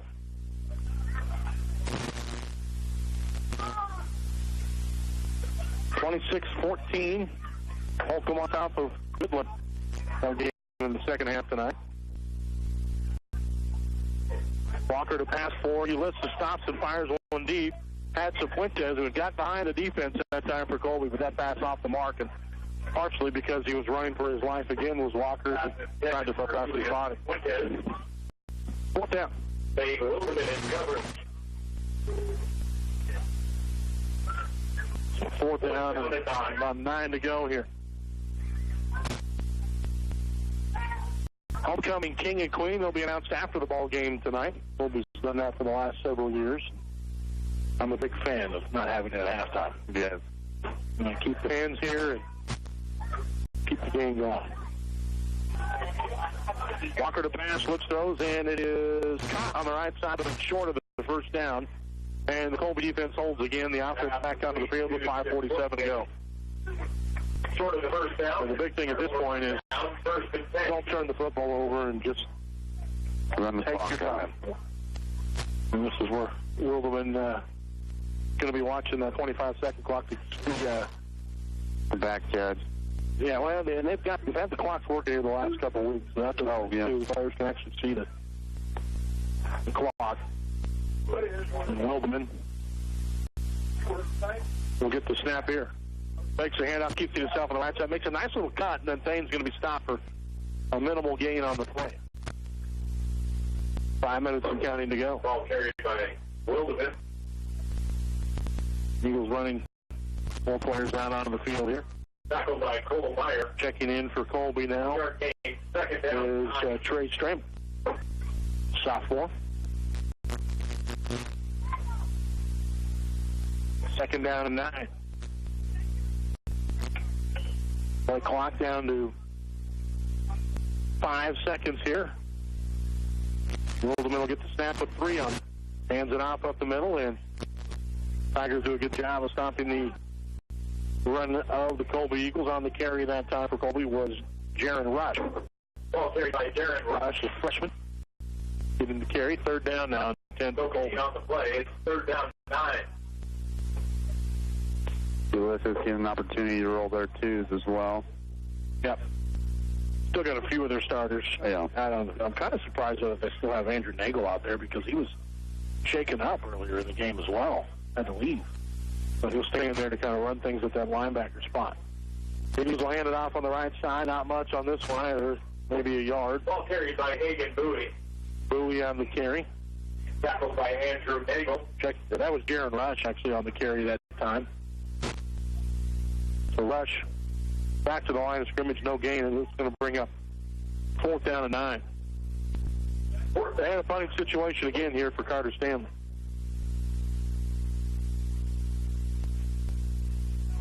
And again, only about 8 yards behind the line of scrimmage. A waiting snap here. Again, going to run that clock down as far as he can. Now gets it. Gets the kick away, and a booming kick by Sandler. There we go. That's going to bounce and go out of bounds inside the 20-yard line. So a nice kick by Stanley on that one. They're going to spot it out right at the 20. Carter Stanley put out of bounds at the 20-yard line. 1st and 10, Tigers. Tigers will take it over from their own 20 with 2 minutes and 40 seconds to go in the game. Again, the clock continuous as Colby with the 43-point lead. Last one tonight. Eagles go to 4-0 for the first time since 1992. We beat the Tigers for the first time since 1992. And we'll head into a very tough stretch of games here, 3 of which on the road. Fumbled snap here, picked up by the Tigers' Anderson, and he is stopped immediately. No gain on the play. That's a pretty heady play, though, by Zach Anderson. The quarterback fumbled the snap, and he was able to get to it. Anderson with the ball carry. The last thing the Tigers needed was another turnover here with 1-yard gain. 2:02 to go in the game. Minute 55 to go in the 4th quarter. The Eagles on top. Here's the snap. Tigers will roll to the right side. Looking deep down the middle of the field. There's a man open, but it's incomplete. So Fuentes was behind the defense, but a little bit underthrown. They've got that deep ball tonight, and it's just not quite enough on it with Walker. He's been short on most of those. Doesn't throw it that ball, but just, again, not a little timing issue with his receiver. It's only his 2nd week. Week taking snaps on Friday night, so he'll find it. So here we go. Handoff going to go right side. And this is a fullback again on the carry and breaking some tackles. Still on his feet at midfield, and they're going to get him. Yeah, finally out of about the 35-yard line. A huge run by Andrew Nagel. And a penalty flag down, holding on the Tigers. Ball carried by Andrew Nagel, but there is a penalty marker on the field. And Nagel gets the biggest play of the game and hard-fought yardage, and it's going to come back. on the Tigers here. And it's going to bring us to basically probably one more snap of the football, if that, in this game. By the time they spot it, they will not have to snap it again. And I think if you're Ulysses at this point, let's get on the bus and go home. Right. Watch the film tomorrow. And move on to next week. The Tigers next week will be back at they go home to take on Scott City. So it's not going to get any easier for them. Tigers will head to the line of scrimmage. 6 seconds to go. They will snap it one more time, and they will hand it off to Nagel up the middle. Nagel dancing around. Actually, this is Anderson on the carry. He's going to get a nice gain. The game's going to end with that. And the streak is over. 1992, the last win for the Eagles over the Tigers. And they break the streak tonight with a convincing win. 51-8, the final score. Colby with the victory over the Ulysses Tigers tonight on homecoming. That's what you want to do on homecoming, is win the game. And the Eagles took care of business. We'll talk about it in detail coming up here at the end of the contest. This has been the Eagles on Radio and Colby football on 100.3 The Ride. 51-8, the final score. Post-game show starts